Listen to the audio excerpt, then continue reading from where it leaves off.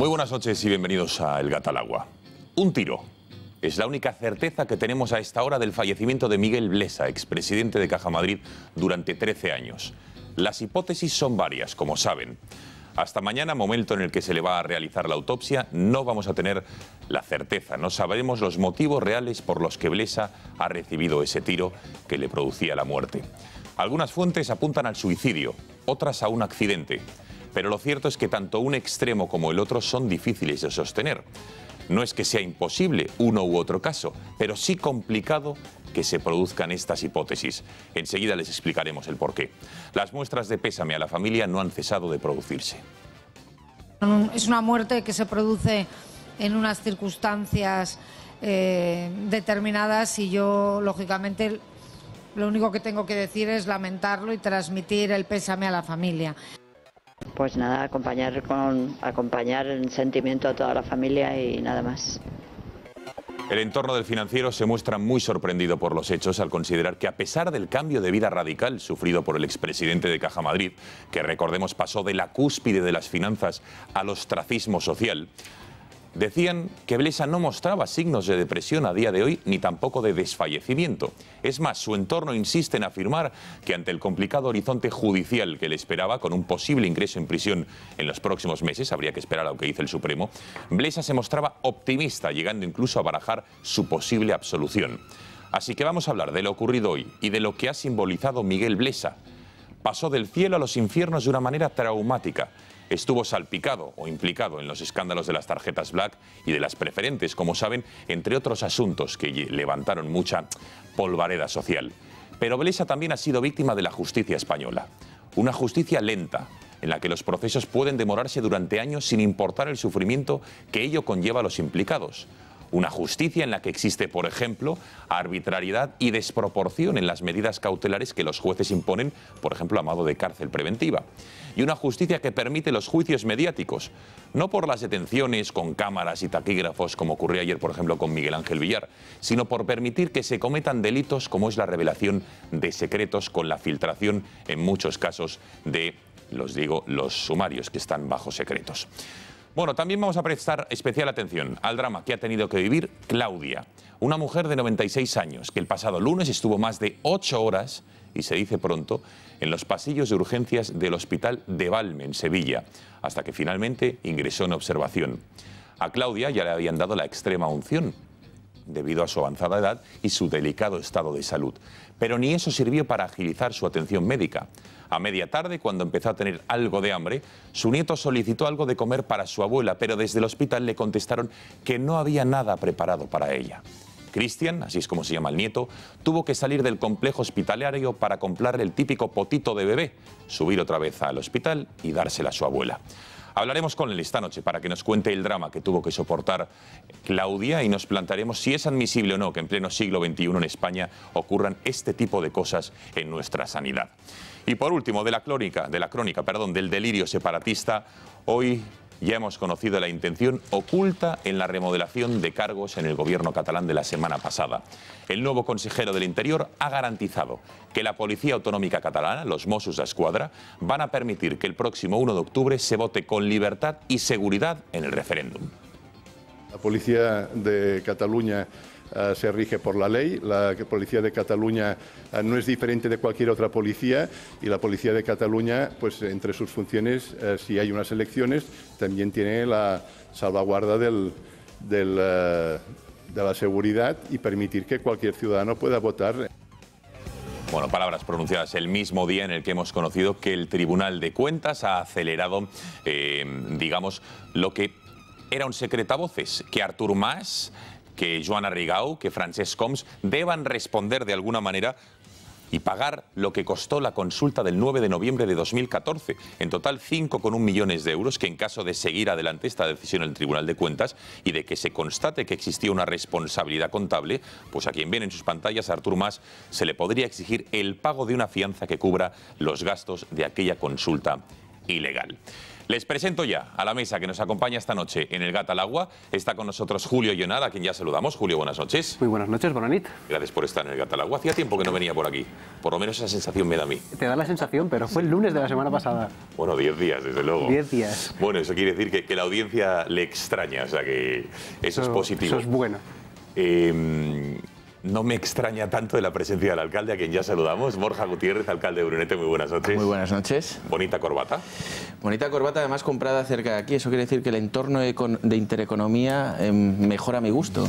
Me atrevo a afirmar que no la ha elegido usted, ¿o sí? La he elegido yo, tengo que decirle que ha sido un gusto propio, pero insisto, gracias a este entorno maravilloso que hace que mejore, sin lugar a dudas. Bueno, claro que sí. Gracias, alcalde, y bienvenido esta noche al Gato. También está con nosotros Rocío Monasterio, a quien ya se lo damos. Rocío, buenas noches. Buenas noches. Gracias por verde radiante hoy, para contrastar con mi corbata, la del alcalde. De verde Vox. Ah, verde Vox, verde corporativo. Usted no me dice de las corporativas. Todavía queda esperanza. Ah, Hay claro alguien que sí. dispuesto a luchar por valores y por España. Sí, efectivamente, y menuda una es usted, desde luego, para luchar y dar la batalla. Bueno, y también está con nosotros, vuelve al Gat al Agua, Guillermo Gortázar, a quien ya saludamos. Don Guillermo, buenas noches. Muy buenas noches. Gracias por estar con nosotros en el Gato. Gracias por la invitación. Hombre, claro que sí. Don Guillermo, que encima, desde los años 90, conocía al señor Blesa y hoy nos dará detalles de esa relación que mantuvieron en aquel entonces. Bueno, déjenme anunciarles, también estará con nosotros en los próximos minutos el Elpidio José Silva, como saben, juez que en parte también tiene mucho que ver con lo que ha sido el caso Blesa, por lo que todos ustedes conocen, se lo recordaremos en los próximos minutos. ¿Cómo pueden participar en este interesante programa? Escribiendo sus WhatsApps al 670 03 45 43, lo tienen ahí en sus pantallas, nos añaden el teléfono a nuestro teléfono, a su agenda telefónica, y ya pueden empezar a interactuar. Opiniones, mensajes, preguntas, lo que ustedes consideren. @gato_directo es nuestro nombre en Twitter para seguirnos, también para enviarnos sus mensajes, y también pueden hacerlo a través de YouTube, en Intereconomía TV, nos pueden ver en directo, pueden también comentar en YouTube el programa, o mañana verlo en diferido, los mejores momentos o en su totalidad. Así que gracias por participar, porque desde luego es abrumador como cada noche nos envían sus comentarios y preguntas, sugerencias en muchos casos, y también críticas, que no todo es... No es oro todo lo que reluce. Bueno, les presento ya a Manuel Martín, que es socio director del Grupo Orden 21, a quien ya saludamos. Señor Martín, buenas noches. Buenas noches, Gonzalo. Gracias por estar con nosotros en el Gat al Gracias Agua. por invitarme. Bueno, vamos a hablar del Grupo Orden 21, y antes de hacer una recopilación, por llamarlo de alguna manera, de las materias en las que ustedes trabajan, sí que es verdad que esos juzgados que se crearon hace unos meses ad hoc para tratar todo lo relacionado con las hipotecas, etcétera, etcétera, era uno por provincia, vaticinaba usted que podían haber una saturación, pero parece que empiezan a funcionar. Pues sí, creo, yo particularmente creo que es una buena noticia. Precisamente hoy hemos empezado a recibir los primeros decretos de admisión a trámite de demandas que se han presentado. Las demandas se han presentado en julio. El trámite normal en Madrid de admisión de una demanda suele ser mes y medio. Por lo tanto, está en la misma línea que los demás. Desde luego hay que agradecer el esfuerzo que están haciendo y que tienen que estar haciendo tanto en el juzgado, los funcionarios, como juez y secretario de la Administración de Justicia, porque desde luego la labor que están haciendo es ímproba. Tenga en cuenta, Gonzalo, que tienen del orden de 4.000 asuntos ya para un solo juzgado, cuando con 1.000 al año se considera atascado un juzgado, ¿no? Bueno, vamos a recopilar las sentencias que han recibido su despacho sobre lo que estábamos hablando, en concreto las cláusulas suelo y los gastos de constitución de hipotecas. Cuéntenos cómo están yendo. Pues mire, poco a poco todos los tribunales están unificando criterios y todos se están poniendo de manifiesto que efectivamente cuando es un consumidor, persona física o persona jurídica, pero en cualquier caso consumidor, evidentemente consideran que es una cláusula abusiva en el 99% de los casos. Es verdad que empieza a haber juzgados en los que la banca acredita y pone de manifiesto que efectivamente explicaron al cliente la cláusula con pelos y señales y le dijeron lo que era y lo que no era, y es verdad que ha existido alguna sentencia ya que da la razón al banco porque no ha habido engaño ni abuso a la hora de imponerla. Nosotros, hasta ahora mismo, prácticamente el 100% de los asuntos que estamos llevando de cláusula suelo están reconociendo a nuestros clientes. El 100%, eso es una tasa de éxito, vamos. Pues es la que tenemos, no hay otra. Ya digo que nosotros siempre, nuestra máxima siempre ha sido la misma, y nosotros antes de presentar una demanda en el juzgado analizamos el asunto y le decimos al cliente qué posibilidades va a tener.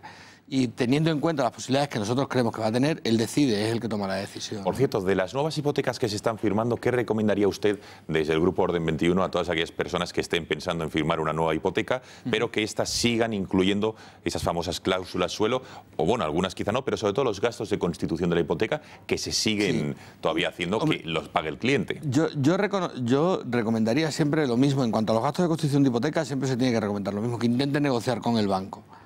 Porque es verdad que el banco, el mayor gasto nunca lo va a querer negociar, que es el impuesto de actos jurídicos documentados, eso nunca lo va a querer negociar, pero el resto sí, estoy convencido, de hecho casi todos los bancos lo negocian, ¿no?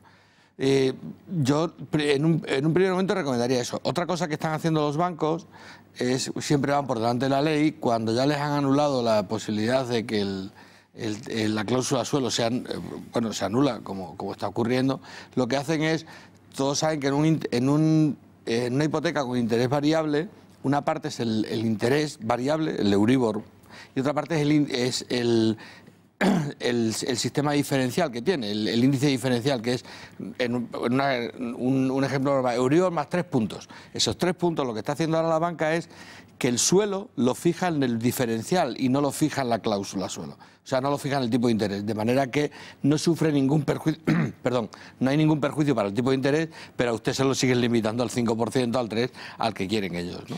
Bueno, y un último aspecto que me gustaría repasar con usted, las plusvalías, muy famosas. ¿Quién las puede reclamar? ¿Qué se puede reclamar? ¿Hasta cuándo se van a poder reclamar? Porque vuelvan a estar en boga. Cuéntenos. Mire, el impuesto de plusvalía es un impuesto municipal que en principio está diseñado para cobrar una tasa por el incremento del valor de los terrenos.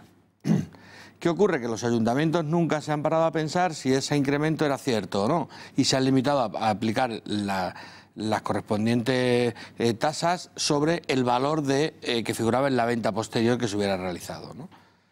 ¿Qué es lo que ha ocurrido? Que como consecuencia de la crisis inmobiliaria que hemos padecido, la gran mayoría de las personas que se han tenido que deshacer de sus inmuebles los han vendido por precio inferior al que realmente les había costado incluso. Bien, todas esas personas, según una sentencia reciente del Tribunal Constitucional, no tienen por qué pagar impuesto de plusvalía. ¿Por qué? Porque no han recibido un mayor valor con la venta, al contrario, se han visto perjudicados por ella. ¿Qué pueden hacer? Lo primero de todo, reclamar en su propio ayuntamiento y, evidentemente, si el ayuntamiento no les hace caso, deberán acudir a un despacho profesional donde les podamos explicar qué derechos tienen, qué posibilidades tienen de ello y cuánto es la cantidad que pueden recuperar.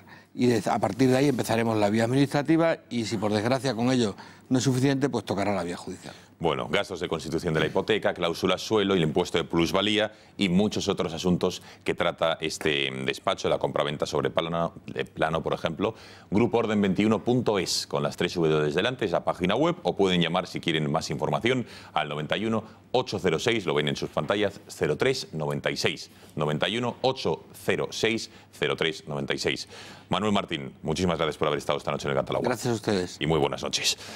Hacemos una brevísima pausa de publicidad y en 2 minutos regresamos aquí en el Gatalagua y entramos en materia con los interesantes, algunos desgraciados asuntos que nos deja este miércoles. Hasta ahora.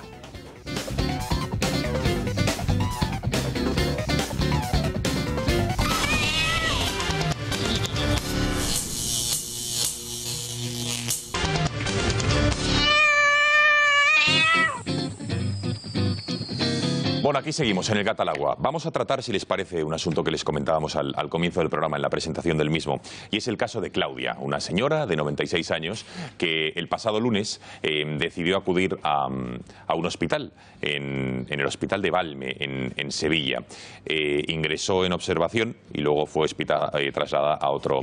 Esa señora que ven en sus pantallas vivía en una residencia. Ahora hablaremos con su nieto para que nos cuente por qué la ingresaron en el hospital. Pero fíjense Fíjese como Cristian, que es el nieto de Claudia, colgaba en Twitter: mi abuela, 96 años, esperando en urgencias. Indignante, Susana Díaz. Espero su familia no tenga que pasar por esto. Lo cierto es que estuvo 4 horas en este pasillo, ahí con el resto de personas en urgencias. Después la pasaron a observación, donde tuvo que estar entre otras 4 y 5 horas, hasta que finalmente ya la atendieron. Y como les decía, su nieto, en un momento dado, cuando Claudia, pasadas unas horas por la tarde, ya tenía algo de hambre, pidió algo para comer, para darle a su abuela, y le dijeron que no tenían el tipo de comida que requería o que podía tomar su abuela, con lo cual Cristian tuvo que irse del hospital, entiendo que a una farmacia aledaña, alguna tienda, para comprar los típicos potitos de bebé y volver a subir y dárselo a su abuela. Tenemos conexión con Cristian de San Román. Cristian, buenas noches. Hola, buenas noches. Bueno, cuéntenos, en primer lugar, ¿cómo está su abuela? Bueno, está como puede estar una persona que, bueno, desgraciadamente está más al final de su vida y, bueno, está más controlado y, desde luego, no en este cachondeo en el que estuvo envuelto en el hospital de Valmevilla. ¿En este momento sigue ingresada o ya, digamos, le han dado el alta? No, sigue ingresada. Sí, entonces, cuéntanos, Cristian, porque ella vive en una residencia, ¿no? Entonces, de repente, ¿qué problema tuvo para decidir ingresarla o llevarla a urgencias? Bueno, sencillamente ella, bueno, lleva 15 años viviendo en España y está en una residencia porque, bueno, desgraciadamente ya no se le puede atender y necesita asistencia médica.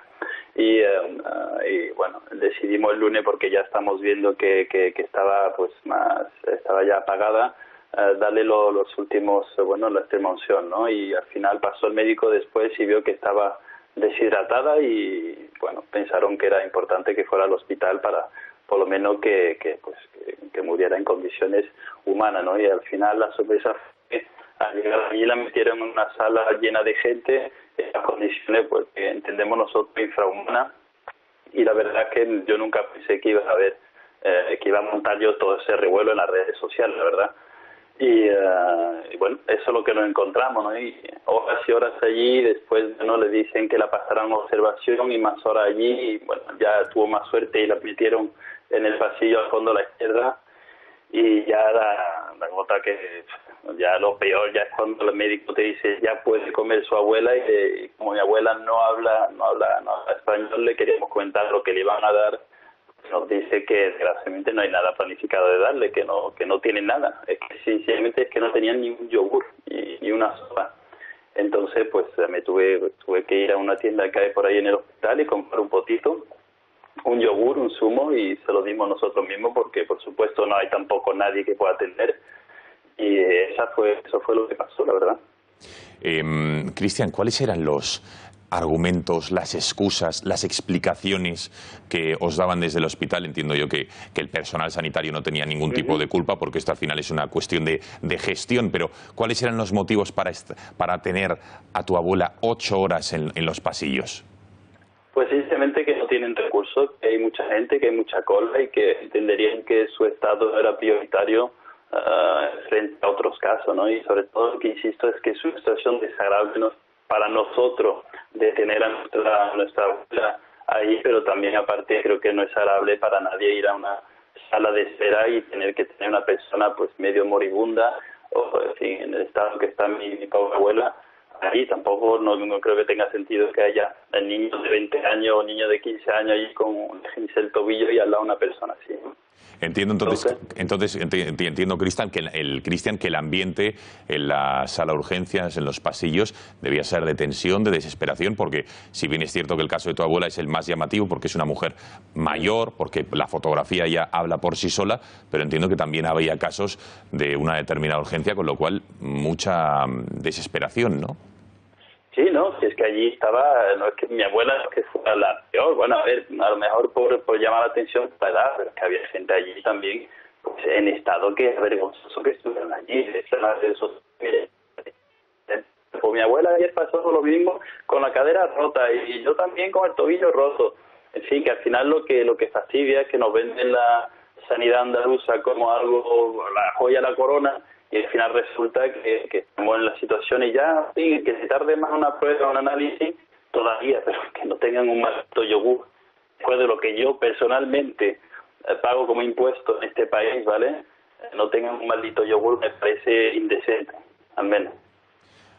Cristian, ya por último, creo que decidiste de alguna manera, más allá de la denuncia en las redes sociales, denuncia incluso pública y política, citando a Susana Díaz, también hiciste una denuncia, no sé si en la policía, en el hospital, cuéntanos. Sí, fuimos a los juzgados para denunciarlo y la respuesta fue su abuela no ha fallecido, por lo que si usted quiere denunciar el sistema, denuncie el sistema, y al final, obviamente ya se ha hecho en otras ocasiones y al final te mandan una carta a los 8 meses para decirte que disculpe, pero no tenemos recursos, ¿no? Y al final tampoco creo que sea solo un tema político, y porque de lo que veo y de lo que he visto de la respuesta pasa en otras comunidades autónomas donde no solamente es Partido Socialista, pero llama la atención de que encima en Andalucía nos venden la moto de que esto va muy bien, no sé qué, y al final estamos ayudando a otras personas antes de cuidar a nuestros mayores, y yo creo que no nos podemos olvidar que ellos son los que lo han dado todo para nosotros hoy en día. Así que espero que de alguna forma esto sirva para que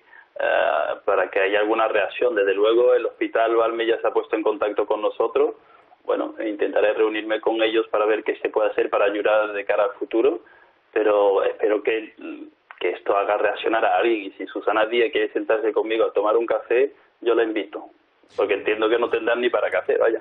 Por cierto, alguien de la Junta de Andalucía, citaba a Susana, ¿alguien se ha puesto en contacto con usted o con su abuela, al menos para disculparse por el trato recibido? No, ni creo que lo vayan a hacer. Están más pendientes de inaugurar carretera, la verdad. No tan pendientes de que mi abuela esté peor o mejor, o otras personas, vaya. Ya.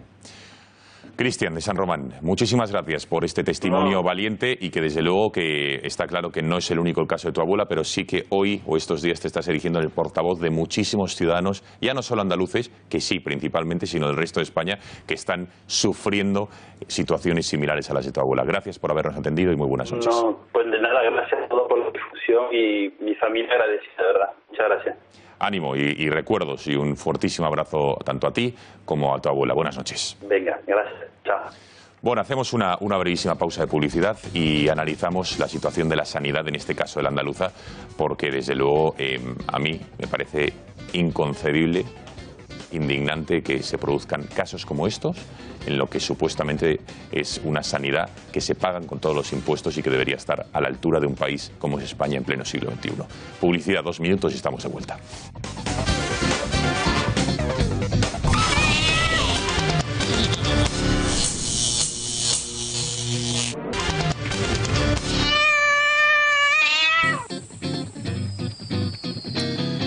Bueno, estábamos hablando del caso de Claudia, esta señora mayor de 96 años, que quiero que vean otra vez la imagen porque no deja de ser impactante, cómo estuvo durante más de 8 horas en los pasillos del hospital, en urgencias, en el hospital de Balme, en Sevilla. Una imagen desde luego absolutamente reprobable, que es una muestra, es un botón de lo que es la sanidad en muchísimos casos. Decía en la publicidad algún tertuliano que esto es más común de lo que nos podemos pensar.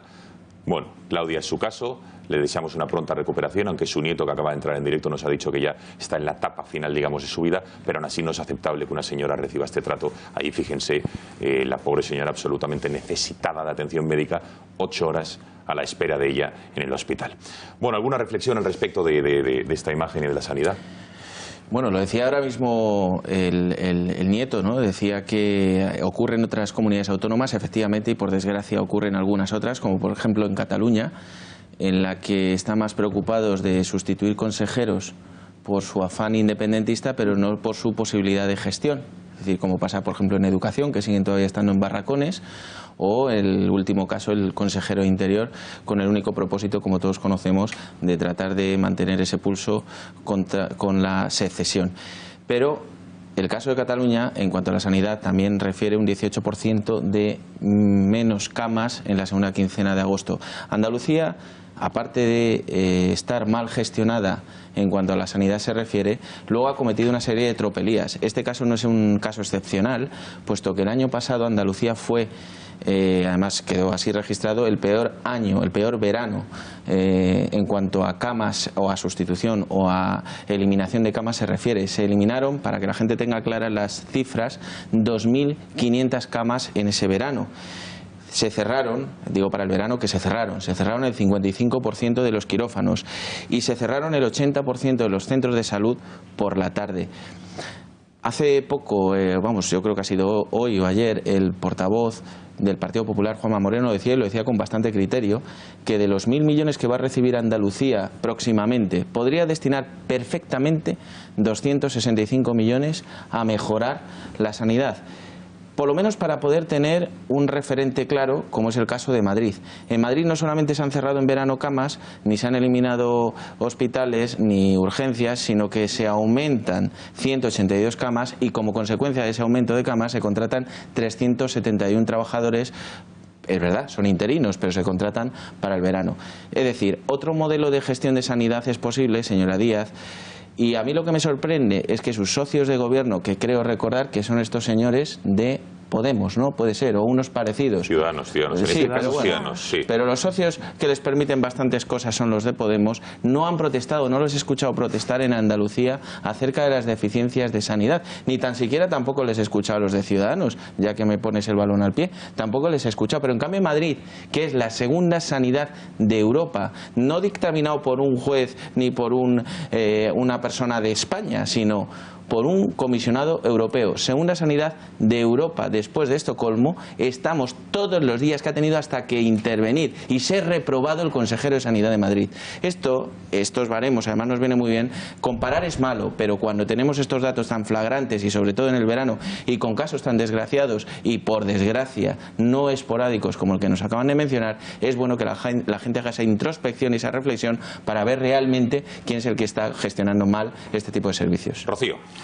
Bueno, yo creo que lo que nos tendría que preocupar y lo que teníamos que reflexionar los españoles es si la sanidad española ha mejorado una vez que se ha transferido a las comunidades autónomas, porque el aumento de gasto ha sido brutal, de 32.000 a 68.000 en el 2004, si no me equivoco, o 68.000 en 2004, y yo sí creo que si preguntamos a los españoles, nadie considera que cuando se han transferido a las comunidades autónomas haya mejorado la sanidad, más bien ha empeorado. Entonces creo que habría que hacer una reflexión sobre si tendría que estar en manos de las comunidades autónomas. Y además, adicionalmente, creo que como necesitamos muchos más recursos porque tenemos una población envejecida, en que no hay una natalidad que necesitamos, no la tenemos, hay muchísima gente que... La buena noticia es que llegamos a más mayores y muchos más, ¿no? Vamos a necesitar muchos más recursos y esos recursos tienen que salir de algún sitio, ¿no? Y puede que quizás el gasto político al que nos llevan las comunidades autónomas pues sea el momento de meterle mano y dedicar esos recursos a la sanidad, a la educación y a las pensiones, que es lo que de verdad a los españoles les afecta y les importa hoy, y dejarnos de gastar tanto en observatorios, en políticas de igualdad que a veces no llegan a ningún sitio, en lobbies de feministas, etcétera, etcétera, etcétera, ¿no? Porque al final yo creo que lo que tenemos que estar pensando es lo mejor para los españoles. Además, añadiría respecto a la Comunidad de Madrid, que a mí me sorprende esos carteles que veo por Madrid que dice, da igual que no tengas papeles, sanidad para todos. A mí eso me parece una política equivocada de la señora Cifuentes, porque me parece que no debemos incentivar, y no puede ser que vayamos a otros lugares del mundo y nos digan yo voy a pasar unos meses en Madrid porque ahí me puedo operar la cadera o me puedo hacer la fecundación in vitro en el Gregorio Marañón. No hablo de cosas, no me lo estoy inventando, digo lo que me comentan a mí a diario gente con la que trabajo, ¿no? Y eso, pues no sé si los españoles están de acuerdo y no sé si pues a lo mejor tenemos que atender mejor a la abuela de Cristian y luego cuando podamos ya atender a otros, ¿no? Enseguida responde el representante, en este caso del Partido Popular, pero vamos a completar esta primera ronda, Guillermo y Julio. Yo rápidamente lo que voy a decir es que las competencias que pueden tener los ayuntamientos o las comunidades autónomas, en fin, no son revelación divina. Pueden ir y pueden volver. Voy a poner un ejemplo muy nítido y muy claro. A la altura del principio de 1900 se decía en España que se pasaba más hambre que un maestro de escuela, porque la enseñanza dependía de los ayuntamientos. Los ayuntamientos la inmensa mayoría de ellos estaban quebrados. El conde Romanones, a la sazón ministro de Educación en principio de siglo, tuvo la felicidad de decir, bueno, esto es un desastre porque hay unos problemas de alfabetización muy fuertes y los maestros realmente lo pasan francamente mal en sus familias o sus 11.000 municipios que hay en España. Vamos a hacer una cosa muy sencilla, que es, vamos a retirar, entre comillas, las competencias que tienen los ayuntamientos en enseñanza y vamos a devolverlas al 100% vamos a devolverlas, no, a atribuírnoslas al 100% al gobierno central, al Estado, ¿no? Bueno, no se sabe si de los saltos que daban de alegría eran más altos los de los alcaldes o los de los maestros, pero el hecho es que el señor Romanones pasó a ser un tipo popularísimo porque por fin los maestros tenían asegurado un salario al final de mes y había una educación mucho mejor. De hecho, durante el reinado de Alfonso XIII todos los parámetros se dispararon hacia arriba en calidad y en satisfacción de los maestros. Y fue un cuerpo de una calidad extraordinaria que es la que nos ha permitido en el siglo XX, hasta el desastre de la Ley General de Educación y de la tecnocracia, tener un país muy bien formado en términos globales, no solamente en habilidades concretas. Julio.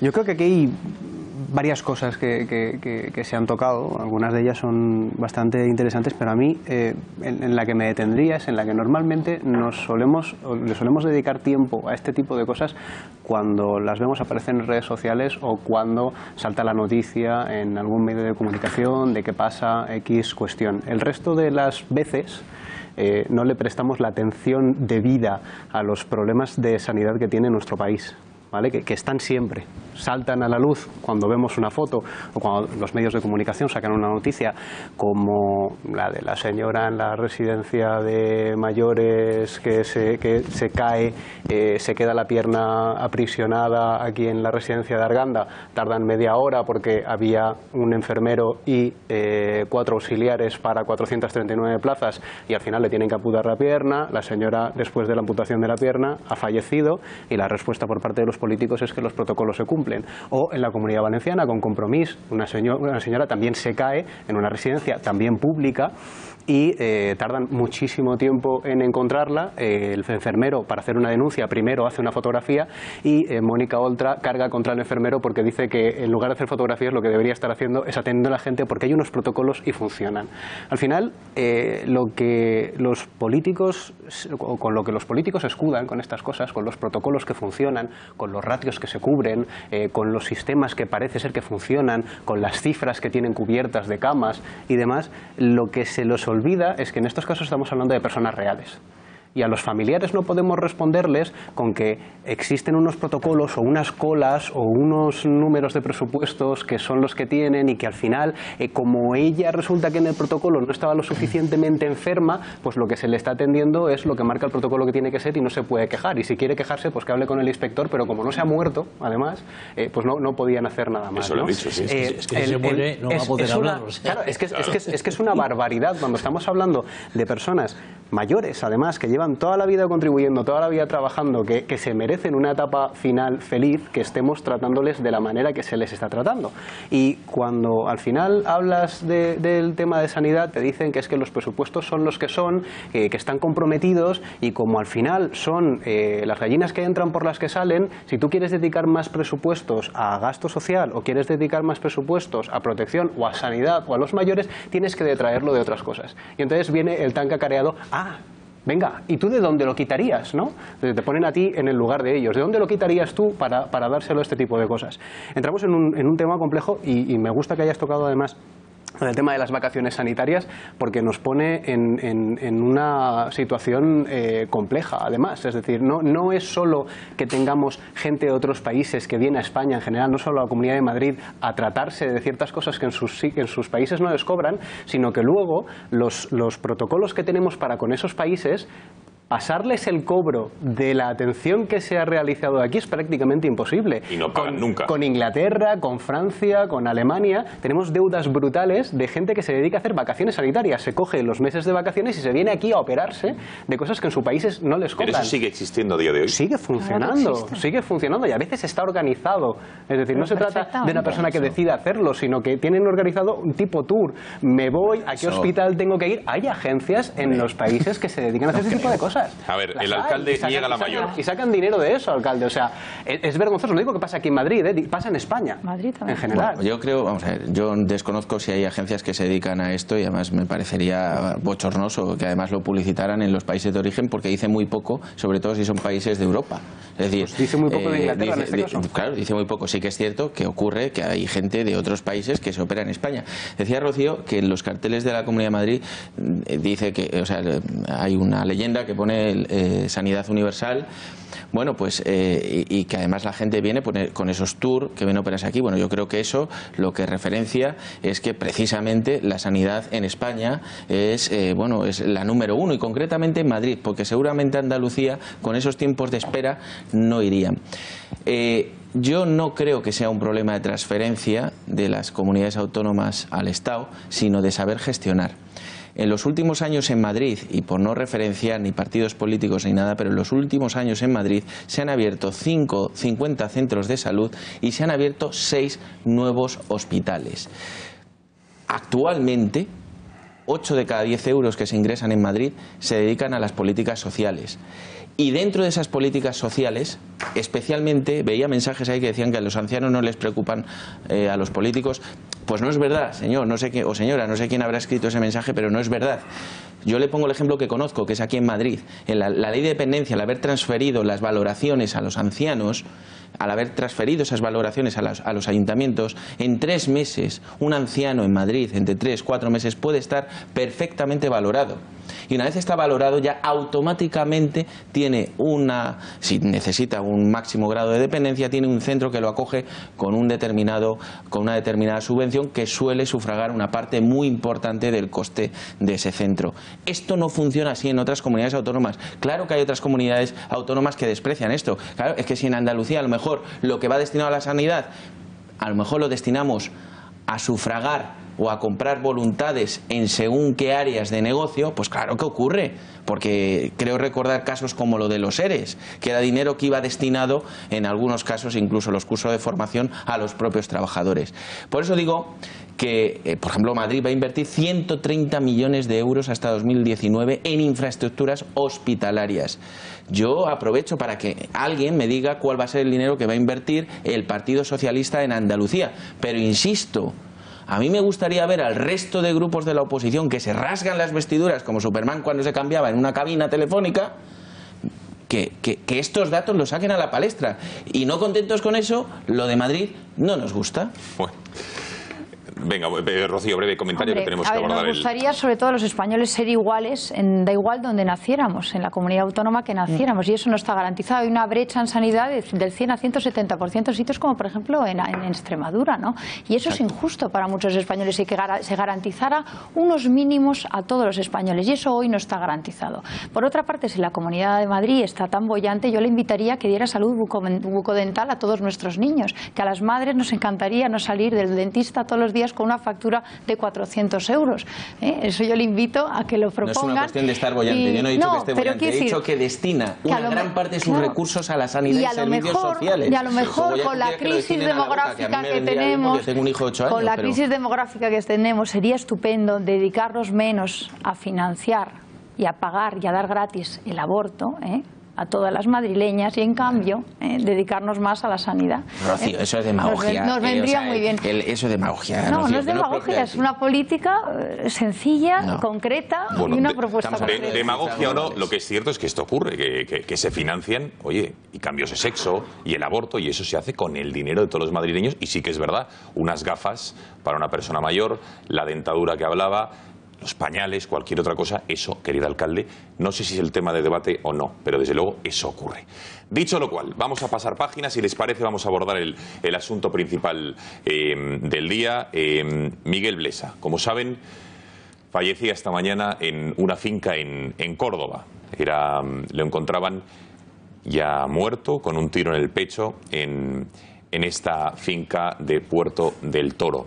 Lo único que sabemos es que ha sido un tiro lo que ha acabado con su vida. Las hipótesis son muchas.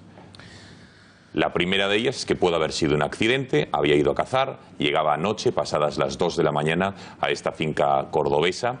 A las 7 de la mañana desayunaba con el propietario de este coto de caza, Rafael Alcaide, y en torno a las 7:50 Blesa se excusaba, se levantaba de la mesa para mover el coche que lo había dejado la pasada madrugada al sol, lo quería mover a la sombra.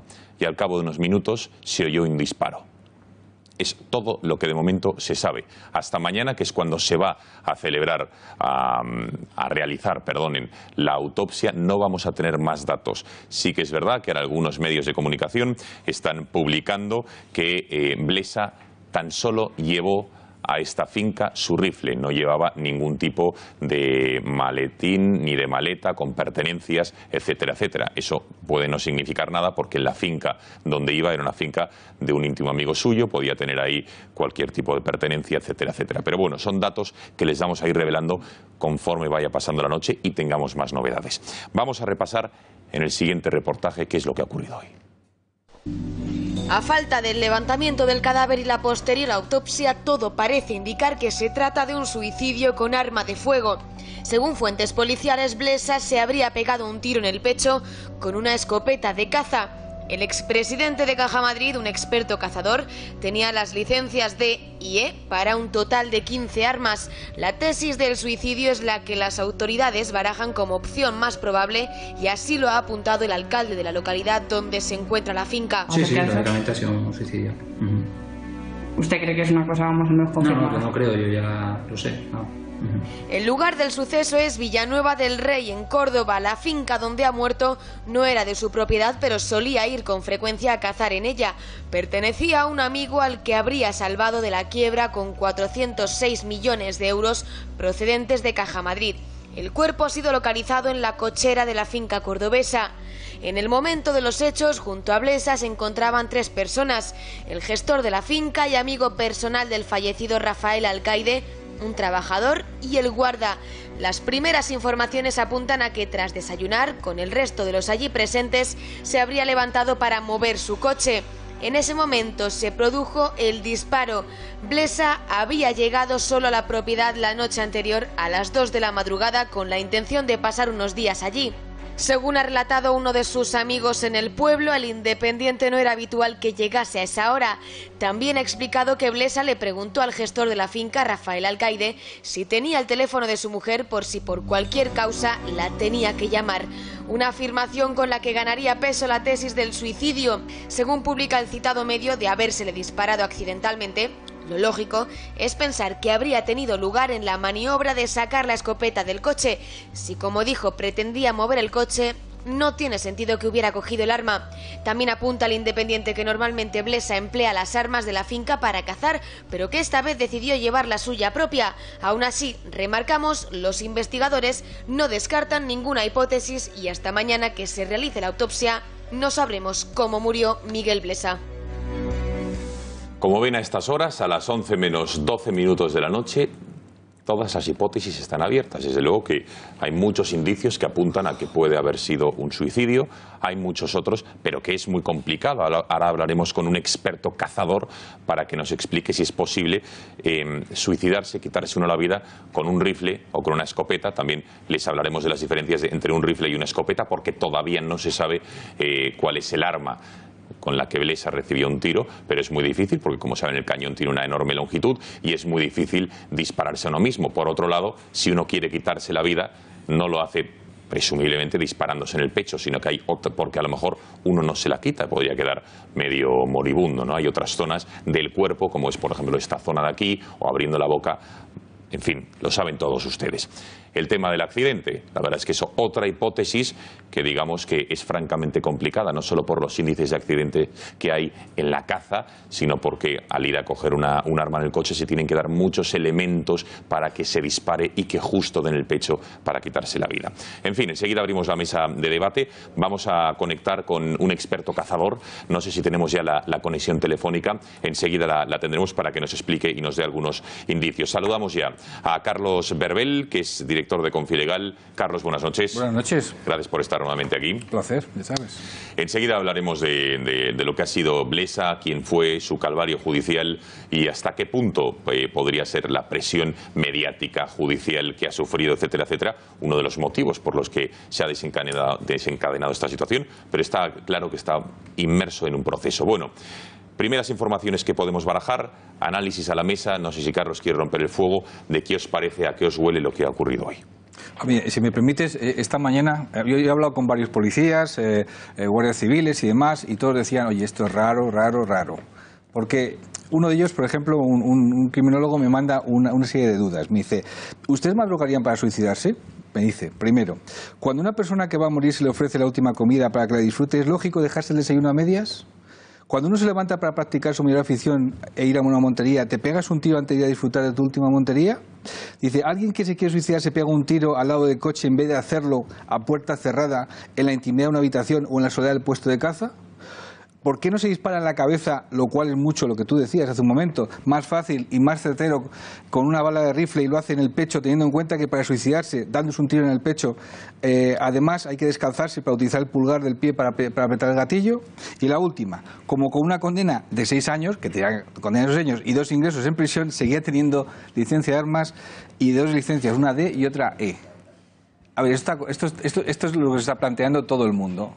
Y sobre todo, si tú te suicidas, lo normal hay una carta de explicación. Aquí no hay nada. Yo apunto a que una de dos, o estaba muy deprimido y pudo suicidarse, o ocurrió otra cosa. Bueno, desde luego todos son hipótesis. Nosotros hemos querido llamar a un experto cazador para que nos cuente... Bueno, ¿qué le parece el torrente de informaciones que se están produciendo a día de hoy? Tenemos conexión ya con Emilio José, como les digo, es un cazador experto. Emilio, muy buenas noches. Buenas noches. Bueno, cuéntenos, porque desde luego lo que sabemos son lo poco que se ha ido publicando. Hasta mañana no vamos a tener el informe forense con la autopsia que, digamos, dictamine cuál ha sido la causa, pero se está hablando de un suicidio como una hipótesis, de un accidente. Vamos por esta segunda hipótesis. El accidente. ¿Es normal cuando se va a cazar que se produzcan este tipo de accidentes, Emilio?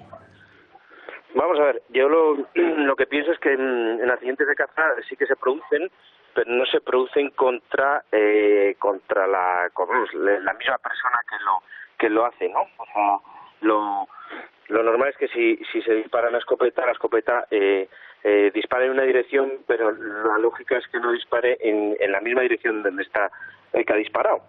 Quiere decir que el accidente es a una persona ajena, a una persona, a un animal o un objeto. Pero es complicado el que el accidente, cuando se dispare una escopeta, pues sí, la única posibilidad, las pocas posibilidades que hay es el tiro en un pie, por ejemplo, ¿no? Cuando estás cargando, pues ahora lo tienes para abajo, estás descargando y te puede pegar el tiro del pie.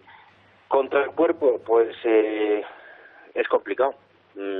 Puede haber situaciones de meterlo en la funda, haberse olvidado de descargar el rifle, y hay muy pocas posibilidades o probabilidades de pegarse un tiro uno mismo cuando metes el rifle en la funda, ¿no? Pero bueno, puede pasar. Todas las posibilidades pueden ser viables, ¿no? Podría pasar, Emilio, pero perdona que te interrumpa, pero que digamos que parece harto improbable en el sentido de decir, se tienen que dar muchas circunstancias, ¿no? Lo que estábamos diciendo, Blesa va a mover su coche, que estaba al sol, para ponerlo en la sombra. Entiendo yo que si fuera un accidente, tiene que ir a la parte de atrás o al maletero donde tiene el rifle, lo saca y justo en ese momento se tiene que dar una serie de circunstancias para que finalmente se dispare, entiendo yo, de una manera fortuita, el rifle y la escopeta, que ahora hablaremos eso, y le den el pecho. Exacto, o sea, tiene que coincidir muchas cosas. También esta persona puede, o el cazador puede dejar apoyado en el arma, que es esta situación se produce bastantes, el arma en el coche de manera vertical y al cerrar una puerta se cae el arma, se dispara y le pega en el pecho. Eso puede pasar, pero también tiene que coincidir que el arma esté fuera, que el arma está cargada y que cuando se caiga se dispare. ¿Es lo más probable? No suele pasar. Lo que suele pasar es el tiro que se pega en una cacería uno cuando está en un puesto al lado, o si se dispara el arma cuando lo tiene un cazador en la mano, pues que haya una persona enfrente y le pegue un tiro, ¿no? Pero bueno, no tiene que coincidir muchas cosas para que el tiro se pegue en el pecho. Pero que puede ser probable, es probable, claro, pero no con mucha certeza. Vale, más cuestiones, Emilio José. Ahora enseguida vamos a la hipótesis del suicidio, pero diferencia entre un rifle y una escopeta, porque parece ser que todavía no está claro. Algunas opciones apuntan a que sea el rifle. ¿Qué es, y perdón por la pregunta, más letal en el caso de impactar en un ser humano? ¿Un rifle o una escopeta? ¿Y cuáles son las diferencias para los que no son expertos en el mundo de la caza? Bueno, el rifle lo que es que tiene un cañón rayado y lo que tira son balas, y la efectividad de una bala a esas distancias es, mortífera totalmente. Y de una escopeta, pues la escopeta puede tirar bala, o cartucho, ¿no? La bala es una bala y el cartucho son plomos que van dentro de una vaina de plástico, ¿no? A distancias cortas, para matar a algo, o en el caso de un accidente, más o menos es la misma efectividad, pero a distancias largas no, ¿vale? Entonces, pues pongamos en este caso, si ha sido un accidente es cartucho y bala, pues más o menos daría igual, ¿no? Pero en otras hipótesis que puedan encajar, pues si fuese cartucho a una distancia de 10, 15, 20 metros, más 15, 20 metros, y dependiendo del perdigón y dependiendo de muchos factores, pues es muchísimo la posibilidad de matar a una persona es mucho más pequeña, o sea, es más grande el herido con cartucho de perdigón, ¿no? Con bala es muerte. Bien. Emilio José, vamos ya a la última de las hipótesis, la del suicidio. Si bien es cierto que probablemente sea un rifle, pero podría ser una escopeta, es muy complicado, digamos, coger una escopeta y hacer el ejercicio de ponérselo contra el pecho. No sé cuánto mide el cañón, ahora nos lo explicas tú, y a lo mejor con las manos dar al gatillo. No sé si esta hipótesis, ahí estamos viendo algunas imágenes de Blesa precisamente con un rifle. En el caso de que hubiese sido suicidio, ¿cómo hubiese sido? Porque es muy difícil, ¿no? Con un rifle o una escopeta. Yo como cazador es complicado, ¿no? Es bastante complicado, es mucho más fácil si alguien se quiere suicidar, pues pegarse un tiro debajo de la nuca y ya está. Es que es una situación un poco bueno, pues un tiro en el pecho es muy complicado porque no el largo del brazo no llega al gatillo, ¿no? O sea, el largo del brazo y poner el cañón en el pecho es como no llegas al gatillo a pegarle, ¿no? Sí. Entonces el suicidio, pues no sé, la gente cuando se suicida se pega un tiro pues debajo de la mandíbula, ¿no? Sí. Pero bueno, o en la boca, también puede utilizar, o en la boca, también puede utilizar algún dispositivo, ¿no? Para pegarse el tiro ahí, pero yo creo que es más sencillo pegárselo en la boca. ¿Podría, Emilio, no tengo ni idea, apoyado, digamos, la culata contra el suelo, ya sea del vehículo o del suelo, del suelo físico donde estaba, y a lo mejor, no sé, con el pie, con los dedos, de alguna manera, haberle dado al gatillo? Eso puede pasar, pero también en el pecho, también la policía en su caso tendrá que ver cómo ha sido el tiro, si ha sido de frente, si ha sido de abajo arriba, si ha sido por la espalda, si ha sido adelante, ¿entiendes? O sea, que es que hay muchas hipótesis. Cuando un arma se cae al suelo, sí se puede disparar perfectamente y le puede dar a alguien y matarse, ¿eh? O sea, un arma, por ejemplo, la funda se queda abierta, la funda de un rifle, se cae el rifle y si está cargada, el arma se puede disparar, ¿vale? Pero también es coincidir que esté cargada el arma, que el arma se apunte al pecho y bueno, pues es todo un caso de circunstancias, que también por eso se llama accidente, ¿no? Que justo ha coincidido esto y esto. Pero bueno, que complicado está claro, complicado es. Y una última cuestión, Emilio.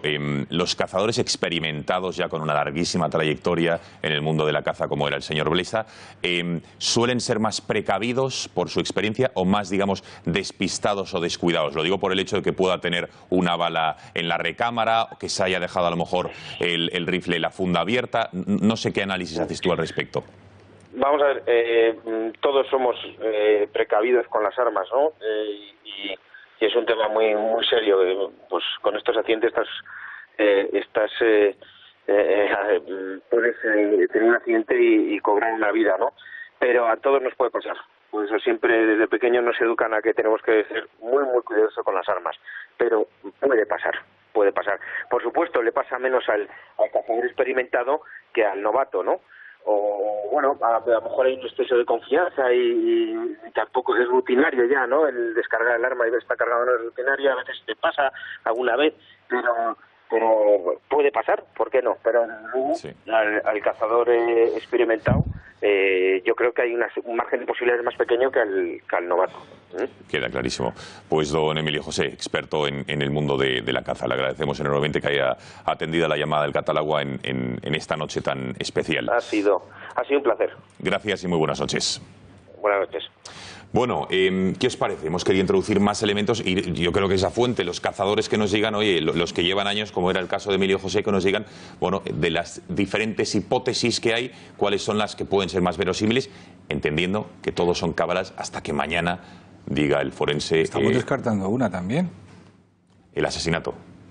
No, bueno, pues puede ser. Estamos hablando continuamente de que es un accidente o suicidio, pero si estamos lucubrando, tenemos que lucubrar con todas ellas. Sí, efectivamente. No, pues podría ser a mí me ha hecho mucha gracia, repasando la vida de Blesa, lo que le gustaba mucho la caza y demás, me acordaba de la escopeta nacional. Porque es donde se siguen haciendo los negocios hoy en día. Bueno, ahí en los pacos del Real Madrid. Pero este hombre cazaba osos, búfalos, pumas, leones, ciervos, pagaba un pastizal además, se iba al otro lado del mundo. Yo creo que a ver, si abrazamos la idea del suicidio, ha vivido la vida a lo grande. Entonces, bien... No, y sobre todo otra hipótesis, ¿por qué te vas a Córdoba, digamos, a suicidarte si llevas el arma en el coche y no lo haces en Madrid, donde estabas residiendo, o te paras en un auto de servicio? Entiendo que hay que meterse en la cabeza cada uno, e insisto, todo de momento son hipótesis. Venga, más valoraciones al respecto de lo que ha ocurrido hoy. A ver, aquí es una cosa, oyéndoos y oyendo también a la gente, cuando de repente pasa un suceso de este tipo, de este tipo o del que sea, ¿vale? La cosa que más oímos normalmente cuando le preguntan a la gente alrededor suele ser esta de era una persona normal, siempre saludaba, ¿no? Es decir, lo que lleva en la cabeza la persona que comete el suicidio lo sabe la persona que comete el suicidio, si es que estamos asumiendo que es un suicidio. Estamos hablando de una persona que llevaba, como bien decías, un nivel de vida bastante elevado. ¿Vale? Ya no, ¿eh? Llevaba. Pasado. Llevaba, sí, no, ya, vale. Llevaba, cualquiera de los dos es pasado a este respecto, los puedo utilizar. Sí, pero uno es más, un pretérito es más cercano, pero vale, bien. Te acepto, llevó. Bien. Llevó un nivel de vida bastante elevado, que muchos españoles no han podido llevar, y que debido a la sentencia, debido a toda esta persecución mediática que se vio sometido, muchas de las personas de su alrededor había dejado de ser esta especie de referente y conseguidor y se había transformado en una especie de apestado. Entonces, es posible que para una persona acostumbrada a hacer, ordenar y que todo pasara, que de repente su círculo social le deje completamente de lado y se convierta en un apestado, le pueda pasar factura. ¿Le pueda pasar factura como para suicidarse? No lo sé. No lo sé. Desde luego, los hechos por los que al final se le imputaban delitos y se le pedían 6 años de cárcel no le pasaron factura en su momento. Es decir, el desfalco del tema de las preferentes, el desfalco a las cajas, el problema que se ha generado en España, robo, el hecho de que muriera algún preferentista que otro por la presión que había alrededor, eso no le hizo suicidarse, y posiblemente esto sí que le ha llevado al tema del suicidio. Por aportar más datos a lo que decía el cazador, en nuestro país, en España, en enero del 17 en Plasencia, un señor se pegó un tiro en el pecho y se suicidó con una escopeta de caza. En Pontevedra, en febrero de 2017, hubo un evento bastante truculento, no sé si lo recordáis, una señora se suicidó y el marido mató a la suegra con una escopeta y luego se pegó un tiro con la escopeta. O sea, aquello del doble suicidio, y la gente decía, bueno, el doble suicidio, hay que ver aquello cómo se tituló, ¿no? Pero para que veáis que sí que es posible y que sí que pasa, y que en algunos de los casos además son tiros en el pecho. De hecho, viendo todo lo difícil que dice el cazador que puede llegar a ser pegarse un tiro, esto no imposible. No imposible, lo difícil que es, revierte una determinación clara de tener claro que esto es el objetivo de lo que yo quiero conseguir y hacerlo, porque efectivamente hay mucha distancia, pero aparte a la hora de tener que mover el gatillo con las manos, lo estás moviendo al revés, es decir, no lo estás moviendo hacia ti, lo estás moviendo hacia afuera con la pieza y el resbalón, es decir, es complicado, y al final mañana cuando se haga la autopsia, si los datos de la autopsia se hacen públicos y los conocemos, pues veremos la trayectoria de la bala, el tipo de la bala o del perdigón, sí, el diámetro, por dónde entra, por dónde sale, las manchas de pólvora, en qué dispersión tienen, es decir, va a ser bastante claro y se va a saber, y si el informe da los datos, va a ser más allá de toda duda saber si ha sido un accidente o un suicidio. Bueno, Guillermo Hortázar, como les decía al comienzo del programa, tuvo la ocasión de conocer a Miguel Blesa, con lo cual sí que me gustaría, en su día, en tiempos pretéritos, pero sí que me gustaría saber cómo ha vivido lo ocurrido hoy. Entiendo, Guillermo, que con enorme tristeza. ¿Y qué te parece lo que estamos viviendo? Bueno, yo lo primero que deseo y quiero es transmitir a la familia mi pésame. Me parece que es un hecho lamentable, cualquiera que sea las hipótesis que mañana se confirmen, ¿no? En la medida que no tenemos la autopsia y la información, yo creo que todo lo que se hace es especular y yo creo que vamos a estar navegando en posibilidades sin llegar a conclusiones, ¿no? A mí me gusta hablar sobre hechos ciertos y el único hecho cierto, desdichadamente, es que ha muerto por un disparo, parece ser en el pecho, ¿no? Dicho eso, yo creo que la muerte de Blesa, más el acontecimiento ayer, que hoy ha pasado completamente ya de la noticia, que es el señor Villar, si a eso le unimos a otros acontecimientos próximos, a los que ahora me voy a referir, tenemos un problema de imagen país muy grave. Llevamos 6 o 7 años en la que las noticias que emite España hacia el extranjero son terroríficas. Hoy mismo he pegado un pequeño repaso a través de Internet de los periódicos principales norteamericanos, sobre todo los europeos, el Le Figaro, el Times de Londres, y la noticia en los digitales del señor Blesa han sido muy destacados, porque Blesa era una persona muy conocida en los ámbitos financieros europeos. 11 años en una entidad de la importancia de Bankia ha sido una noticia de gran shock. Otro tema de shock es también el de Villar, porque Villar es, al fin y al cabo, era un presidente de una federación de fútbol que es campeona del mundo y 2 veces campeona de Europa. Si a eso lo unimos todo lo que llevamos atrás, más que la semana que viene el presidente del gobierno va a testificar en un procedimiento penal como responsable político de una organización que supuestamente o aparentemente se financiaba de manera ilegal. Realmente Houston tenemos un problema, es decir, España tiene un problema de imagen. Estaba viniendo aquí con el taxista que cuando cogía turistas extranjeros en Barajas, lo primero que le hablaban era la corrupción en España y si iba a tener algún problema de robos. A mí nos visitan 70 millones de turistas extranjeros en este país, que es un activo extraordinario, pero yo creo que tenemos que hacer una reflexión de cómo un país que es una potencia turística y una potencia histórica está deteriorando su imagen a marchas agigantadas, y aquí estamos preocupados con unas cosas como si se firma o no la compra de unas urnas y tal. Es un país que está muy enfermo, Bueno, yo querría unirme a lo que ha dicho Guillermo, ¿no? De lo primero, mandar un abrazo a la familia, ¿no? Porque además hoy hemos tenido que ver una vez más la vergonzosa respuesta a las redes sociales, ¿no? De muchos haciendo unos comentarios completamente improcedentes, y a mí me dolía pues por su familia, ¿no? Que además, desgraciadamente, dada la velocidad a la que corren las noticias ahora, pues casi se enteran por las redes sociales o por la prensa, y nadie, ni siquiera, a lo mejor no ha dado tiempo ni a llamarles, ¿no? No nos damos cuenta de lo que estamos haciendo con eso, ¿no? Y no estamos respetando lo que es el duelo de la familia en un hecho tan tremendo, ¿no? A mí, respecto al tema que estaba hablando... Algunos de los que estás haciendo referencia, Rocío, sí. Hallan a Miguel Blesa en su finca muerto, en Twitter en el pecho, ninguna gracia. Ya le dijimos en su momento, en la revista Mongolia, a Blesa que no acuda a los encierros de San Fermín. No hace ningún tipo de gracia tampoco este comentario de la revista Mongolia. Ya este es más serio. Tiro en el pecho con escopeta para suicidarse.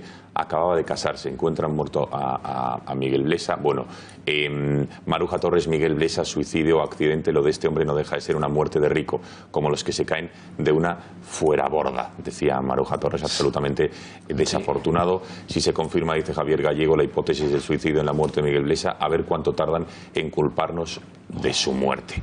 Bueno, en fin, absolutamente tweets totalmente desafortunados, fuera de lugar y absolutamente deleznables y condenables. Decía Rocío, perdona. Sí, vergonzosa la respuesta en redes, ¿no? O sea, yo creo que esto es algo que realmente nos tiene que hacer reflexionar, y también me une un poco a lo que estaba diciendo Guillermo, ¿no? Del tema de qué valores estamos enseñando, qué se ve de nosotros, ¿no? Yo tengo la mala costumbre de leer un periódico con mis hijos, los 4, todos los días en casa, y últimamente pues me cuesta contarles ciertas noticias porque es una tras otra una mala noticia, y efectivamente lo que tendríamos que estar hablando es de valores éticos, de noticias buenas o de un proyecto de España ilusionante, ¿no? Y respecto al índice de reputación de España fuera, ha mejorado estos últimos años. Recordar esa famosa portada del Financial Times de ese toro que caía y que luego la portada fue Spain is back. España vuelve, ¿no? En el tema económico ha mejorado, en el tema de corrupción no. Entonces, en el tema de corrupción lo que tenemos que reflexionar es sobre si, además de arreglar la crisis económica, que es de lo único que nos han hablado todos estos años, en lo que estamos es en una crisis moral a la que no hemos prestado atención. Y la crisis moral se produce cuando no hacemos y no miramos y no inculcamos a nuestros hijos, a los jóvenes, pues unos valores éticos. Y hay que hablar de los valores éticos. Y de eso nadie quiere hablar. Y yo creo que los políticos tienen una responsabilidad no solo de gestionar bien, sino de transmitir y de trasladar ciertos valores que son buenos para la sociedad, ¿no? Y quizás deberíamos hacer ese ejercicio y todos los partidos lo podrían hacer. Hay valores éticos comunes que deberíamos empezar a contar. Venga, Rocío, con esa sonrisa le pasa el balón a Borja Gutiérrez. Que lo recibe y chuta. Claro que sí, yo estoy completamente de acuerdo en que, primero, vaya por delante mi pésame a la familia, porque estas muertes son convulsionan, ¿no? Y son inesperadas por además cómo se han producido. Pero ya analizando con profundidad, y hoy es el día de las conjeturas, ¿no? Y como decíamos antes, efectivamente mañana se va a saber, porque hoy en día los análisis forenses saben la pólvora de la mano, la trayectoria, más allá de todas las y de los testimonios que hayan recogido la Guardia Civil de los que estaban con él, de los amigos y demás. Pero analizando lo que decía tanto Guillermo como era Rocío de la imagen, que Rocío casi lo vinculaba a que ese relativismo moral es producto del equipo de gobierno actual de España. O me ha parecido entenderlo, porque los que gobiernan tienen que transmitir valores y los que gobiernan es el partido. Los que gobiernan, me ha parecido entender que los que gobiernan tienen que transmitir valores, y como los que gobiernan actualmente en España es el Partido Popular, yo he hecho rápidamente una analogía y me lo he acaparado. Pero claro, es que es muy difícil, si la culpa del relativismo moral en España, que existe y grave, es del Partido Popular. ¿Cómo podemos, si nosotros mismos, que creo que bueno, pues todos tenemos una línea por lo menos de pensamiento similar, luego ya las filias políticas pueden ser distintas? ¿Cómo es posible o cómo puedo yo manejar entonces el testimonio de un concejal del Ayuntamiento de Valencia en el que, bueno, lo hemos visto aquí con estos tuits, pero él ha hecho uno, si cabe, mucho más grave acerca de la muerte de Miguel Blesa? Eso no creo que sea culpa del Partido Popular. Eso yo creo que es culpa de que ese relativismo moral se ha impregnado en una parte de la sociedad que ahora tiene altavoz. Y ese altavoz es un altavoz que no está controlado. Y no es una cuestión de manejar ni los medios de comunicación ni nada por el estilo, sino que hoy en día un señor en Twitter puede hacer y decir cualquier barbaridad, pero es que se hacen eco todos los demás. Yo me niego a comprar el discurso de que la imagen de España es mala. No. Hay unos cuantos que les interesa transmitir una imagen de España mala, enferma y oscura. ¿Por qué? Porque cuando España está oscura, negra, sin futuro, ya lo dijo una concejal estupenda de la CUP, la tribu triunfa, el rey de la tribu triunfa, y es lo que se está transmitiendo. No es una España oscura, ni mala, ni perversa, es lo que unos nos intentan transmitir, y que desgraciadamente los que sí tenemos una línea de acción conjunta compramos. Y encima echamos la culpa a los que tratan de mejorarlo. Bueno, más allá de la imagen de España, que me parece un tema interesantísimo, pero que creo que no me gustaría debatirlo esta noche, porque me gustaría hablar del caso Blesa, de lo que ha sido su calvario judicial en los últimos años, las causas que tenía a día de hoy pendientes ante la justicia, que por cierto le preguntaremos a Carlos qué pasa con ellas, ahora una vez ya fallecido, también de lo que supuso, ¿no? Un gran banquero de las finanzas, cómo fue su caída. Y luego, evidentemente, los motivos, ¿no?, de lo que ha ocurrido. Pero sí, vamos a conectar en primer lugar con nuestra compañera Patricia Tenorio para que nos explique las causas pendientes o las causas que tenía abiertas hoy Miguel Blesa, expresidente de Caja Madrid, con la justicia. Conectamos con Patricia. Patricia, muy buenas noches. Cuéntanos cuáles son esas causas. Buenas noches, Gonzalo. 4 son los casos de corrupción en los que se ha visto inmerso el expresidente de la Caja. Las tarjetas Black, por las que fue condenado a 6 años de prisión, los supuestos sobresueldos en Caja Madrid, el caso del Banco de Florida o las preferentes. El pasado mes de marzo, Blesa fue condenado por la Audiencia Nacional a 6 años de prisión por su responsabilidad en el caso de las tarjetas Black, aunque su ingreso en prisión aún estaba pendiente de que se resolviera. Una resolución que el financiero Financiero esperaba se produjera en otoño. El alto tribunal, en contra del criterio de anticorrupción que pedía una fianza de entre 75.000 euros y 100.000 euros, decidió no imponer medida cautelar hasta que la sentencia se tomara firme. De ahí que Blesa se encontrara aún en libertad y pendiente de este trámite. Este habría sido su segundo ingreso en prisión después de que en 2013 el juez Elpidio Silva decretara su entrada en la cárcel con motivo de su participación en la compra del Banco de Florida. Un procedimiento judicial que posteriormente fue archivado y recurrido y que hoy se encuentra pendiente de resolución de la Audiencia Provincial y por el que Silva fue inhabilitado. Pero es que Blesa también estaba siendo investigado por los famosos sobresueldos en Caja Madrid por un delito de administración desleal continuada. El fiscal anticorrupción acusó a la cúpula de la Caja de inflarse el sueldo con indemnizaciones y planes de pensiones entre 2007 y 2010.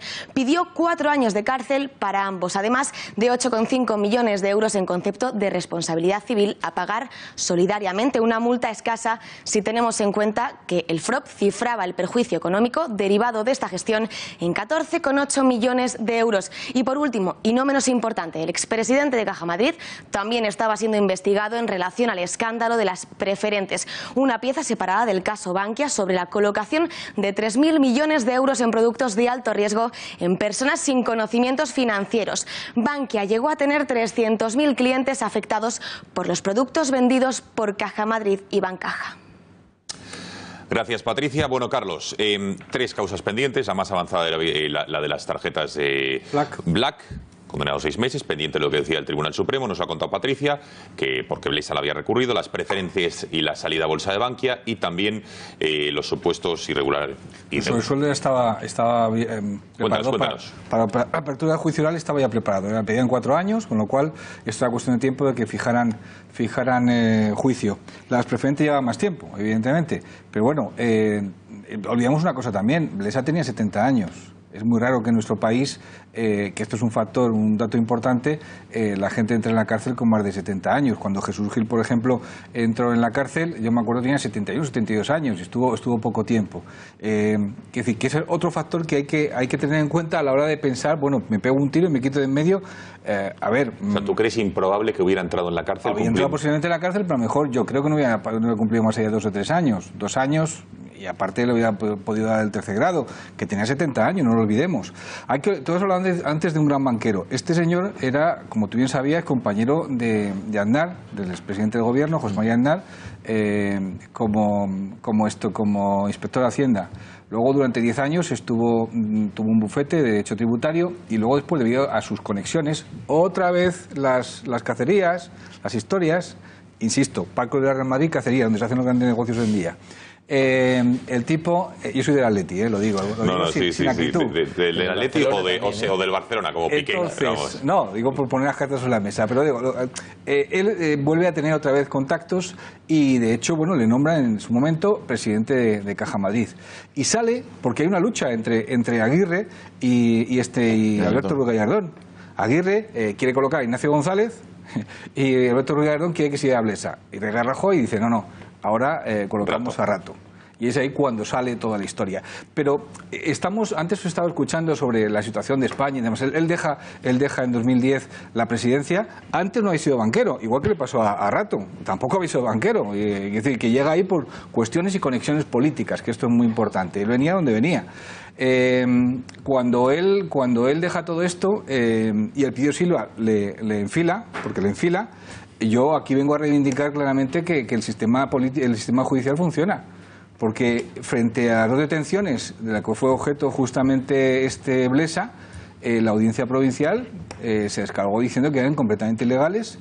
Y la intervención, por ejemplo... Estás hablando de la detención que ordenó el juez Silva, Elpidio Silva, contra Blesa, que fue, digamos, anulada, ¿no? Claro, fue anulada completamente. Además, le leyeron la cartilla directamente la Audiencia Provincial. ¿Y le suspendieron como juez? No, lo suspendieron. Luego después hubo un juicio, no lo olvidemos, del Tribunal Superior de Justicia de Madrid, en el cual le impusieron una pena de 17 años de inhabilitación por un delito de prevaricación, por un retardo malicioso del proceso y 2 delitos contra la libertad individual por haberle metido en la cárcel. Y luego llega el Tribunal Supremo y ratifica por completo toda la sentencia. Por lo tanto, el sistema judicial está funcionando. Yo rompo una lanza a favor del sistema judicial porque esto no hubiera... Imaginaos, es que Blesa era el hombre más odiado de España y de pronto llega Elpidio Silva y ocurre esto y el proceso empieza a funcionar. Y bueno, hace justicia a una palabra. Bien, en este proceso él ha demostrado ser un tío muy fuerte mentalmente. Él ha demostrado ser un tío muy fuerte, porque yo me acuerdo haber estado en el juicio, cuando entraba por la calle, él era porque no olvidemos que fue la Fiscalía de Madrid con Manuel Moix quien presentó la querella y a la que se unió luego después justamente Blesa. Bueno, la circunstancia lo que nos llevó fue justamente a que el sistema funcionara y funcionara bien.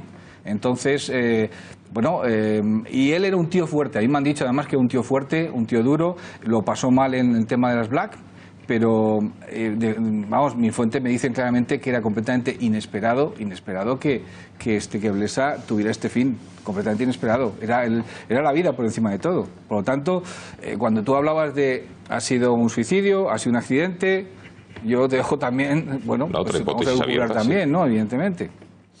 Bueno, les hemos preparado un informe sobre quién era Miguel Blesa. Aquí hemos esbozado algunas pinceladas, ¿no?, de lo que ha sido, de las causas que tenía pendientes, pero también hay que recordar de dónde viene Miguel Blesa. Decían Carlos Berbel, que fue compañero de oposiciones de inspector de Hacienda con José María Aznar.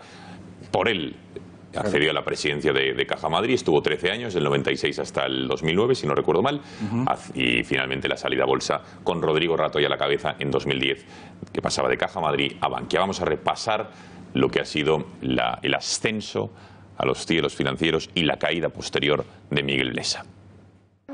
Recorrer el mundo persiguiendo piezas únicas era una de sus mayores aficiones.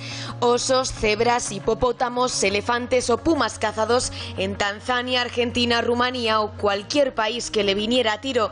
En España prefería jabalís, corzos, venados y, si se terciaba, percid roja.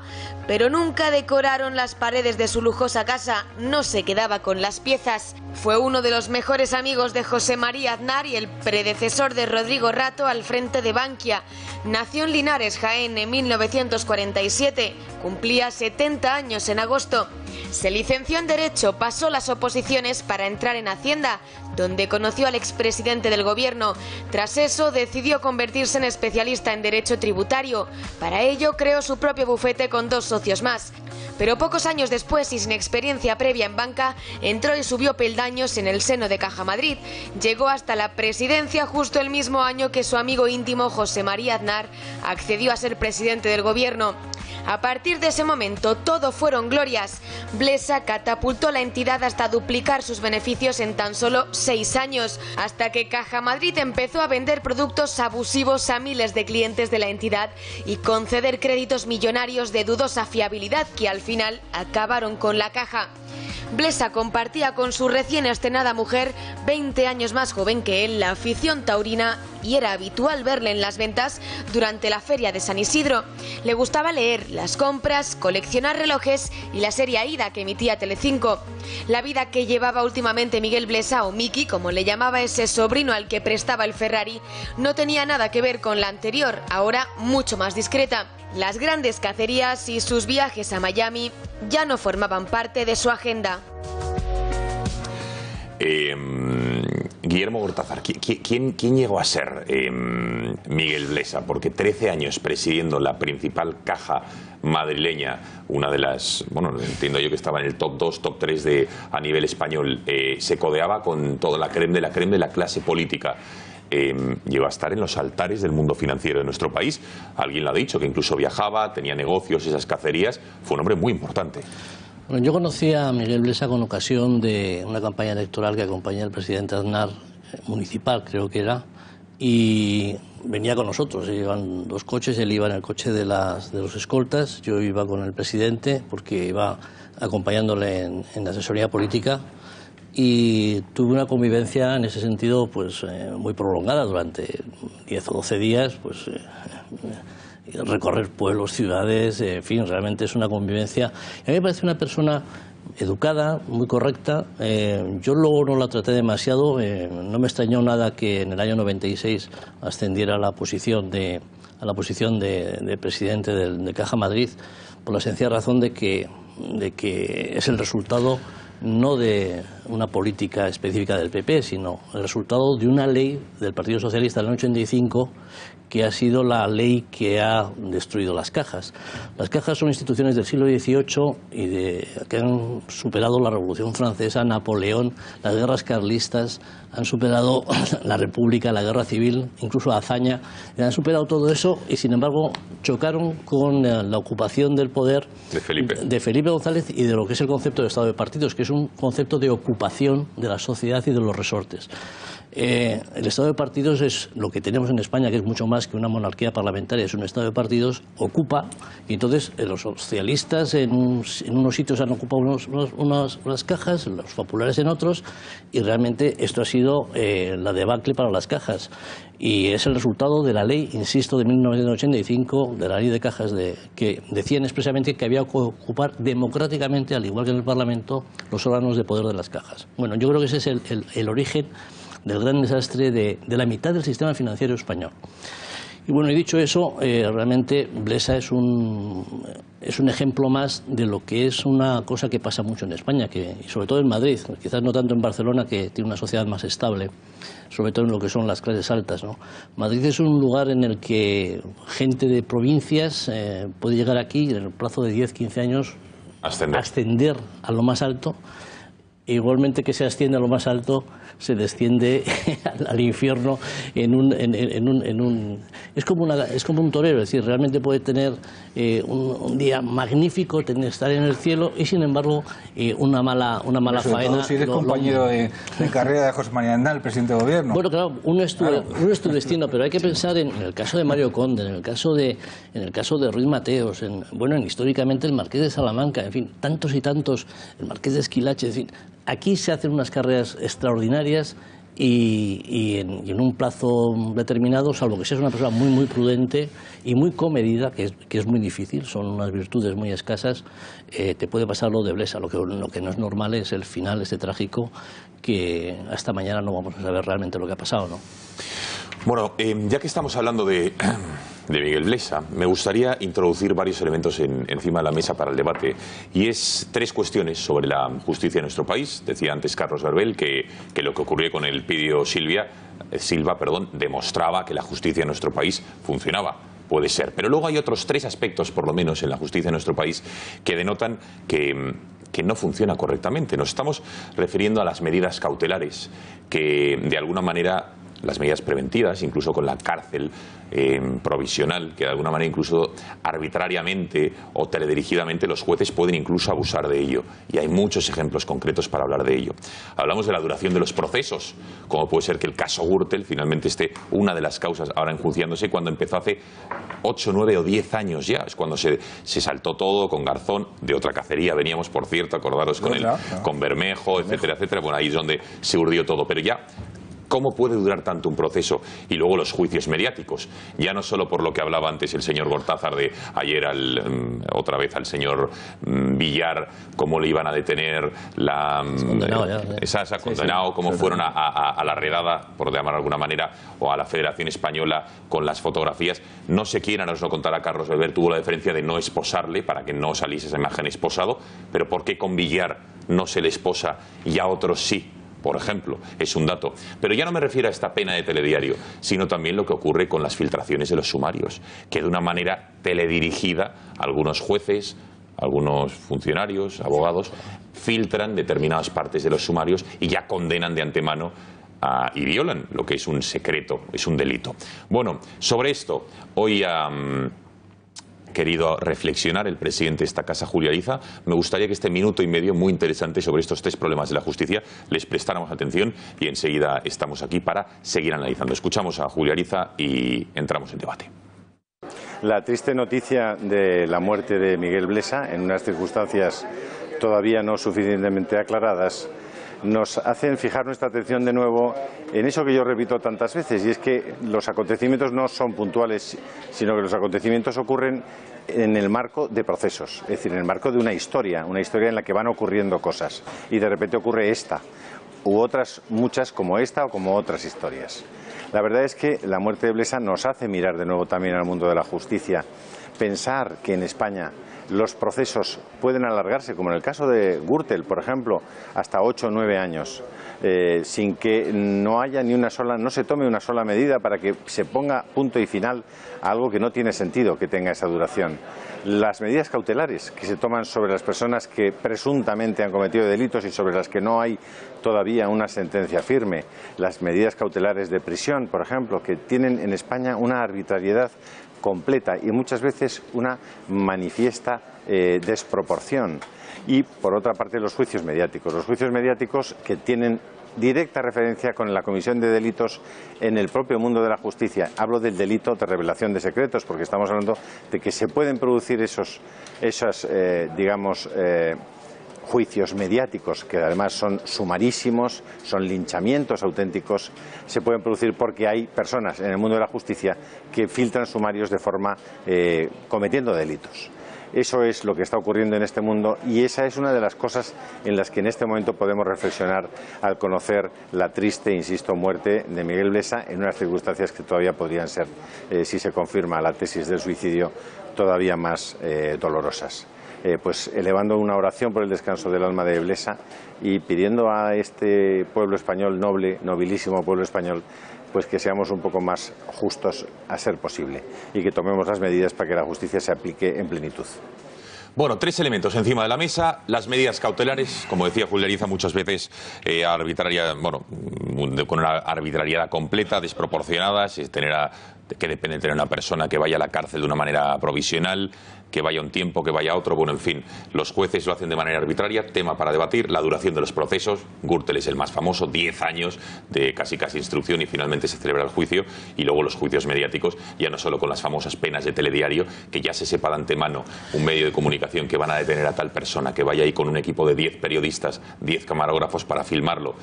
Pero eso no es lo grave, que también, sino las filtraciones sumariales, que directamente es un delito de revelación de secretos. Venga, ¿qué os parece lo que está ocurriendo? Voy a contar una cosa. Hasta el año 96 los jueces eran mucho más poderosos, los jueces de instrucción eran mucho más poderosos que en España que ahora mismo.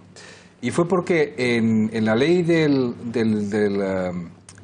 jurado se introdujo una disposición adicional que decía que a partir de ese momento, modificar la ley de enjuiciamiento criminal, los jueces no podían meter en la cárcel a nadie de motu propio. ¿Qué quiere decir eso? Que a partir de ese momento, a partir del año 96, los jueces tienen que tener la petición de la Fiscalía, de la acusación particular o popular para meter a alguien en la cárcel. Por eso cuando decimos a alguien, ¿el juez la ha metido en la cárcel? No. Lo ha metido a petición del fiscal, o a petición de acusación particular o acusación popular.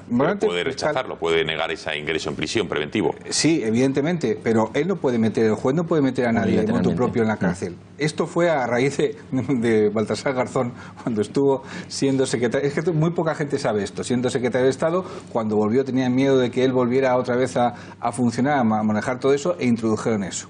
Ya no había posibilidad de meter a nadie a ti te cogíamos, te metíamos en la cárcel, teníamos 15 días, te ablandábamos y luego vuelve y me vas a contar la historia. Se acabó la historia. Eso es una seguridad para todos nosotros. Claro. ¿Qué ocurre? Hoy en día se puede meter en la cárcel a alguien por un máximo de 2 años. O hasta 4, si el delito pasa a los 5 años, ¿no? Entonces, se está abusando de justamente... Pero, perdón un momento, Carlos, ¿cuál es el tiempo máximo de prisión preventiva? 2. ¿Y por qué dices lo de 4? Porque si el delito son 5 o 6 años, entonces puedes alargar la prisión preventiva hasta 4 años. En la Audiencia Nacional se han dado casos concretos en los cuales el sujeto ha llegado hasta los 4 años, con lo cual luego después se ha hecho el juicio y a lo mejor le han condenado a 3 años o 3 años y pico. Bueno, eso es otra historia.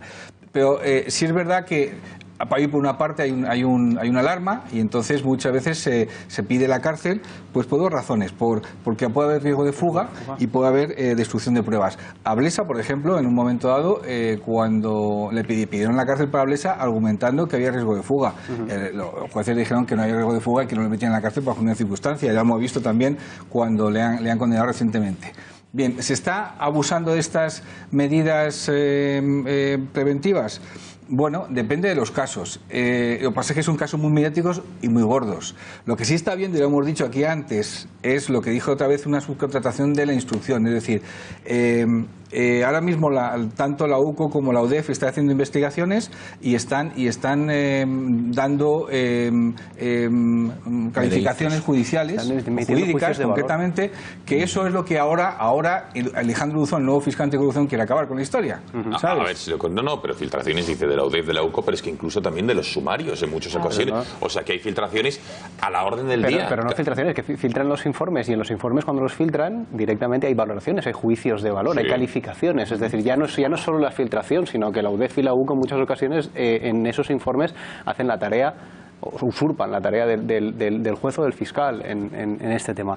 A ver, yo hay una cosa que me llama la atención cuando hablamos de que la justicia es lenta. La culpa no tienen ellos, ni la UDEF ni la UCO. La culpa la tiene quien filtra el informe también. Vamos a ver, que la culpa de hacer calificaciones y que hacer esas calificaciones no es de la UCO ni de la UDEF. Yo rompo una lanza por la Guardia Civil y por la Policía Nacional. Obviamente. Es decir, que la culpa es el fiscal o los jueces que asumen eso. Claro. Vamos a ver que su función que se puede es esa. corregir, efectivamente. Claro. Que asumen que un informe con valoraciones. Claro. Exacto. Corta y pega. Es que tú puedes coger y te puedes decir... un informe con valoraciones subjetivas? Tú pides el informe y el informe te llega con valoraciones objetivas y tú lo admites y lo incorporas. Sí. No, frénalo, devuélvelo y di que tú no quieres un informe con valoraciones. Y entonces que te pasen un informe sin esas calificaciones. Se puede hacer. Pero se ha extendido la costumbre de aceptarlo tal y como te llega y de luego se admite la costumbre por parte de muchos medios de coger esas filtraciones y tratarlas directamente como información. Entonces al final es la pescadilla que se va mordiendo la cola. Yo creo que hay una sensación por parte de la ciudadanía de que los juicios duran demasiado, ¿vale? Y yo creo que es una sensación irreal. Y es una sensación que se produce en muchas ocasiones por desconocimiento de la situación. Es decir, Gürtel es una macrocausa con muchísimas fuentes, con muchísimas ramificaciones, con muchísimos tipos de delitos distintos y muchas personas implicadas. Si queremos una justicia garantista que al final meta en la cárcel a quien corresponda y le pida el tipo de sanción que le corresponda, sea una sanción económica, sea una sanción de privación de libertad, me da igual, la que corresponda. Si queremos no pasarnos, si queremos una justicia garantista, si queremos una justicia que cumpla, si queremos una justicia que sea efectiva, si no queremos que nos pasemos con las medidas cautelares y luego tengamos un problema habiéndole quitado 4 años de libertad a alguien cuando realmente la pena final son 3, los procesos tienen que ser largos. Tienen que ser largos porque tienen que llegar a su final y el tribunal, el juez, quien corresponde, quien dicta la sentencia, tiene que estar seguro más allá de cualquier duda razonable de que esto va a ser así. Entonces, si banalizamos la función de la justicia, si la trivializamos, al final tenemos este tipo de juicios de que nos están durando demasiado y yo creo que no están durando demasiado viendo lo que hay. Pero por otro lado también corremos el riesgo y lo vamos a correr durante hasta mañana o durante los días que corresponda de caer en un blanqueamiento de la figura de Blesa porque oye, ha decidido que acabar con su vida por los motivos que él considere o ha tenido un accidente o lo que sea. Es decir, este señor no es culpable de una serie de delitos que ya había salido un juicio al respecto y tenía otros tantos pendientes y de repente muere y nos olvidamos de todo ello. Porque ¿quién se ha olvidado de nada? No, yo no digo que nos olvidemos. El penal me parece que no, pero el civil sigue. Quiere decir que corremos el riesgo. Yo no digo que lo hagamos. Ahora hablaremos del penal. Yo no digo que lo hagamos, digo que podemos correr el riesgo, de blanquear la figura de Miguel Blesa, que es una cosa que no. Una cosa es respeto de correr el riesgo. A ver, un segundo, pedía la palabra Guillermo. Venga. Yo iba a decir otra cosa, pero al hilo de lo que dices, yo creo que al revés, Blesa, lejos de intentar blanquear nada, yo creo que ha sido un poco un pim pam pum inmerecido de cosas que él no ha hecho. Por ejemplo, Bankia ha quebrado por completo, pero la quiebra de Bankia, mucho más que por las preferentes, viene por la fusión. La fusión no la hizo Blesa. Un gran error de Bankia fue salir a bolsa. Salir a bolsa no la hizo Blesa. Es decir, Blesa hay que achacarle las responsabilidades estrictas que tiene. Esas no se las achaco. Las que tiene, nada más, pero no la acumulemos todos. Blesa es un señor que, al no ser un hombre de partido y ser exclusivamente y no menos que amigo de Aznar, el problema es que una vez que ha caído de las alturas de Madrid, se ha quedado más solo que la una. Ese es el problema que ha tenido Blesa. Mientras que otros que son de partido o tienen otras formas de protección, están más arropados. Bueno, pero yo a lo que iba era a otra cosa, que es... vamos, que se me ha ido santo al cielo porque el partido no protege tanto, ¿eh? No. Bueno, mira Rita Barberá, por ejemplo, lo que le protegió el Partido Popular. Francisco Granados ha tirado 2 años y pico, más de 2 años en la cárcel, en prisión preventiva, justamente. Además, bueno, ya claro. Sí, pero ahora no, que lo que quería venga, Guillermo y Rocío, venga. Lo de garantista y tal. Vamos, yo, además de historiador, soy abogado y tengo alguna experiencia en pleitos, ¿no? Y tengo también algún conocimiento de cómo funciona la justicia en el extranjero, fundamentalmente en los sistemas sajones. En los sistemas anglosajones, en Estados Unidos y en Inglaterra, los jueces no elaboran unas sentencias que se remontan a Adán y Eva. Sus padres tenían no sé qué, hacían no sé cuántos, este chico tuvo unas dificultades, las circunstancias sociales, socioeconómicas justifican, no justifican. Aquí las sentencias son larguísimas, son trabajosísimas, hay mucho corta y pega porque afortunadamente ahora con los procedimientos informáticos los jueces están desbordados a la hora de redactar sentencias larguísimas, y el concepto de justicia penal y civil es el siguiente, es decir, hay un delito porque lo evidencia la policía o una denuncia. Hay un sospechoso y hay pruebas fehacientes. Y si se demuestra que esas pruebas fehacientes condenan al sospechoso o al acusado, el delito está compensado desde el punto de vista del papel del Estado de hacer justicia. Pero es que en España no, en España se buscan las conexiones, las familias, las circunstancias. Los jueces parecen filósofos, parecen novelistas. Es que las sentencias no son delito, acusado y comprobación. Y en consecuencia, en 2 folios hace una sentencia en la justicia anglosajona. La justicia española, desde los principios, desde el derecho romano, está desenfocada, y así realmente es imposible hacer un juicio. Mira Madoff, que fíjate tú el lío que fue, en 1 año lo resolvió la justicia americana. Y se le condenó y punto. Es decir, realmente lo de España es una cosa imposible. Y por hablar de la indefensión que supone y el sufrimiento para todos los implicados en todos los procesos, con las filtraciones que se van produciendo de las que estábamos hablando, de los secretos de sumario. Venga, Rocío y el alcalde, a ver. Bueno, yo no creo que la justicia funcione bien en España, y empezaría por decir que no se respeta la presunción de inocencia, porque cualquiera de esta mesa, especialmente si son varones, ustedes no tienen presunción de inocencia. Si un viernes son acusados de maltrato por la ley de violencia de género, se quedan en el calabozo hasta el lunes. Y eso es una desigualdad entre hombres y mujeres, que hablamos tanto de igualdad y nadie quiere hablar de este tema, del tema del género. En eso funciona muy mal la justicia, porque yo pensaba que todos éramos iguales ante la ley, solo por el hecho de ser españoles, independientemente de ser hombres o ser mujeres, ¿no? Y resulta que hoy estamos viendo, por desgracia, en la gran lacra de mujeres asesinadas, y por desgracia también la gran lacra de hombres acusados falsamente. Y de esto parece que no se quiere o no se puede hablar.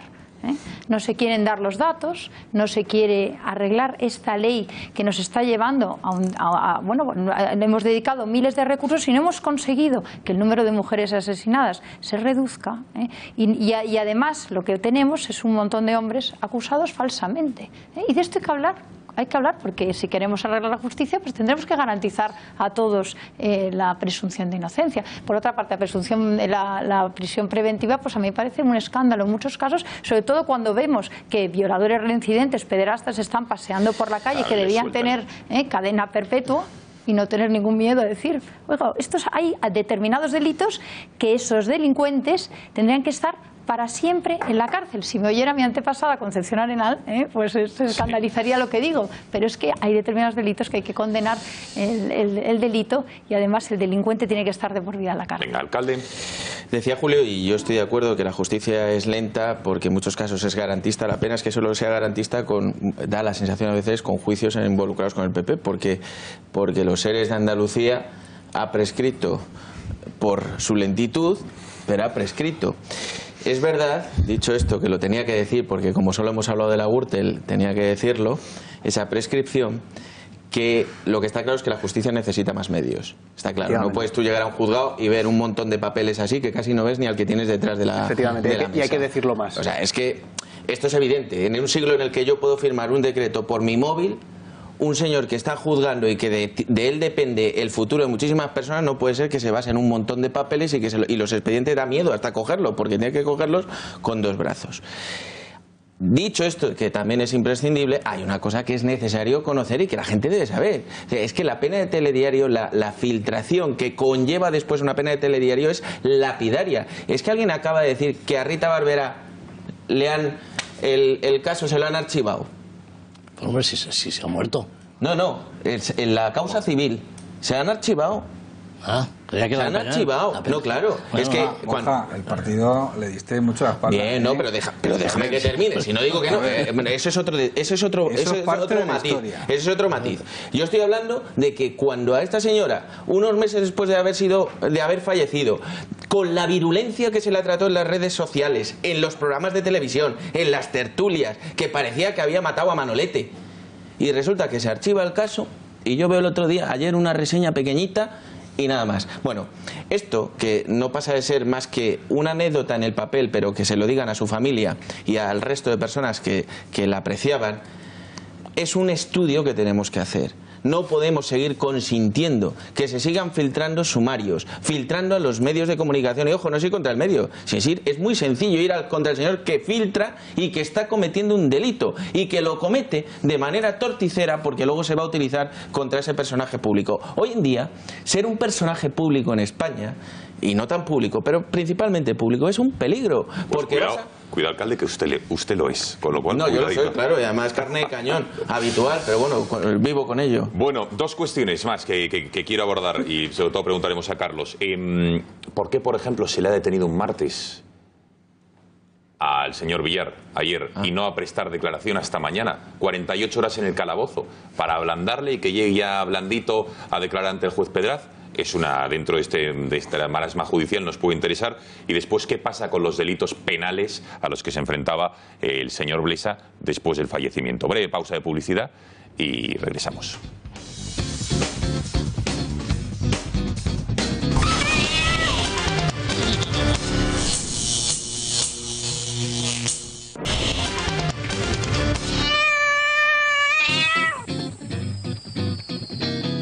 Quedan 9 minutos para las 11 de la noche. Quedaban 2 cuestiones pendientes a resolver. En primer lugar, lo referente a las penas, los delitos penales que tenía el señor Blesa, qué es lo que ocurre después de su fallecimiento, y después otra de las cosas que estamos hablando del funcionamiento de la justicia. Como saben, por ejemplo, otro de los casos mediáticos, ayer Ángel María Villar, presidente de la Federación Española de Fútbol, era detenido con luz, ya no luces y taquígrafos, sino con cámaras de televisión, transmitido en toda España, pero hasta mañana, es decir, 48 horas después, no va a prestar declaración ante el juez. ¿Por qué? ¿Por qué no le detienen y va directamente a la Audiencia Nacional ante Pedraz para prestar declaración? Verbel, ¿por qué ocurren estas? ¿Qué va a pasar con los casos que tiene a los que se enfrenta Blesa, las condenas y luego? Las penales decaen.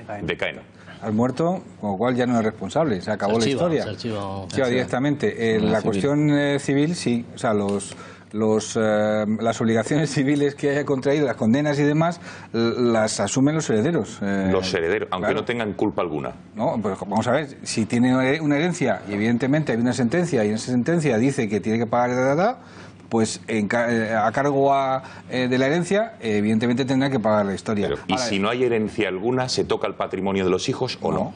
No. O sea, el patrimonio de los hijos en ningún momento se va a ver tocado. Vale, bien. Yo creo sinceramente que, vamos a ver, seguro cuando veamos apuesta, señor Valverde, apuesta. Es que no va a tener nada, va a estar de 0 lapicero, seguro. ¿Cero? Vamos, seguro. Vamos a ver. Él no tenía ningún ingreso desde 2010, si mal no recuerdo, cuando dejó 2009, al final de 2009, principio de 2010, ningún ingreso. Es decir, lo que moviera una palabra. Bueno, yo calculo que han pasado 7 años, por lo tanto, supongo que con su dinero habrá hecho todo lo posible por colocarlo en sitio seguro. En una de sus últimas comparecencias judiciales dijo que no tenía un euro, todo lo tiene embargado, me hago yo todas las labores de casa. dijo textualmente. Me da mucha pena eso. ¿Qué quieres que te diga? Vamos a ver. Sí. Te han condenado, se está en lo más alto y resulta que ahora te tienes que hacer tú la cama y lavarte la ropa y demás. Bueno, pues la vida es lo que te pasa, ya está. Bueno, la otra cuestión, las detenciones y por qué no pasan directamente a disposición judicial y por qué van al calabozo, en el caso del señor Villar, 48 horas. La ley establece que tiene que estar un máximo de 72 horas. Lo decide la Guardia Civil. Tú me preguntas, ¿por qué tiene que estar ¿por qué no pasa a disposición judicial?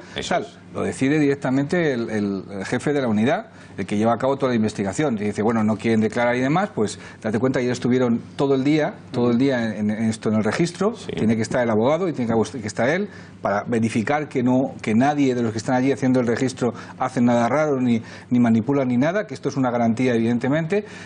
Hoy ha vuelto de nuevo, por lo tanto, son 2 días prácticamente de esto, y luego posiblemente mañana pasará a disposición de Pedraz, que es cuando él decidirá si sigue hablando o no sigue hablando. Es un derecho que tienes el declarar o no declarar.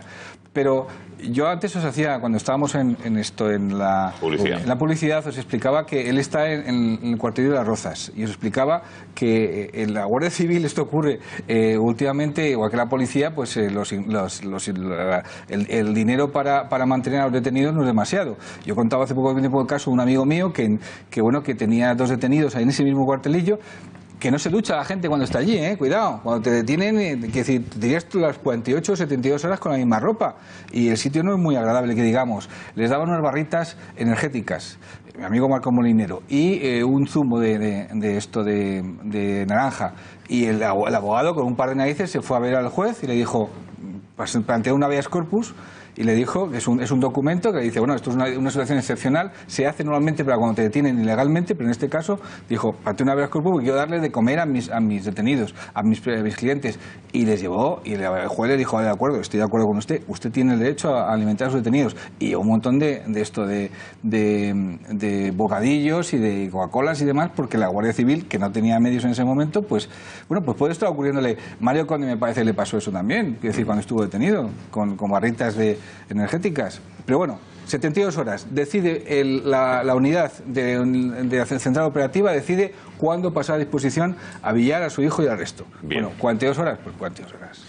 Bueno, no hay tiempo para más, señores. Tenemos que ir despidiéndonos. Ya les digo que mañana estaremos muy atentos a ese informe forense con la autopsia. Si es que se publica, si lo hacen público, si no, estaremos aquí para darle todas las noticias al respecto del fallecimiento, las causas de la muerte por un tiro, es lo único que sabe de Miguel Blesa. Hemos intentado poner todas las opciones encima de la mesa sin buscar ese sensacionalismo que otros buscan, pero nosotros no es nuestro estilo. Carlos Belver, muchísimas gracias por haber estado una noche más en el Catalagua. Buenas noches. Julio Llonart. Buenas noches. Gracias, que esté bien, claro que sí. Alcalde, buen viaje de vuelta. Muchas gracias y felicidades por el programa porque ha sido muy interesante. ¿No? Porque otras veces no nos felicita, quiere decir que no le parece interesante. No, bueno, los otros también, pero este especialmente porque es un tema muy sensible y se ha tratado con mucha humanidad. Muy bien, gracias, alcalde, por ese piropo a todo el equipo. Rocío, gracias. Muchas gracias. Muy buenas noches. Don Guillermo, ha sido un placer tener de vuelta en el Gato. Muchas gracias. Esperemos verle más veces, claro que sí. Gracias y buenas noches. Y a ustedes, muchísimas gracias por su confianza, por haber elegido el Gato al Agua para informarse en un día tan especial e interesante como este. Que pasen buena noche. Nos vemos mañana a las 10. Adiós.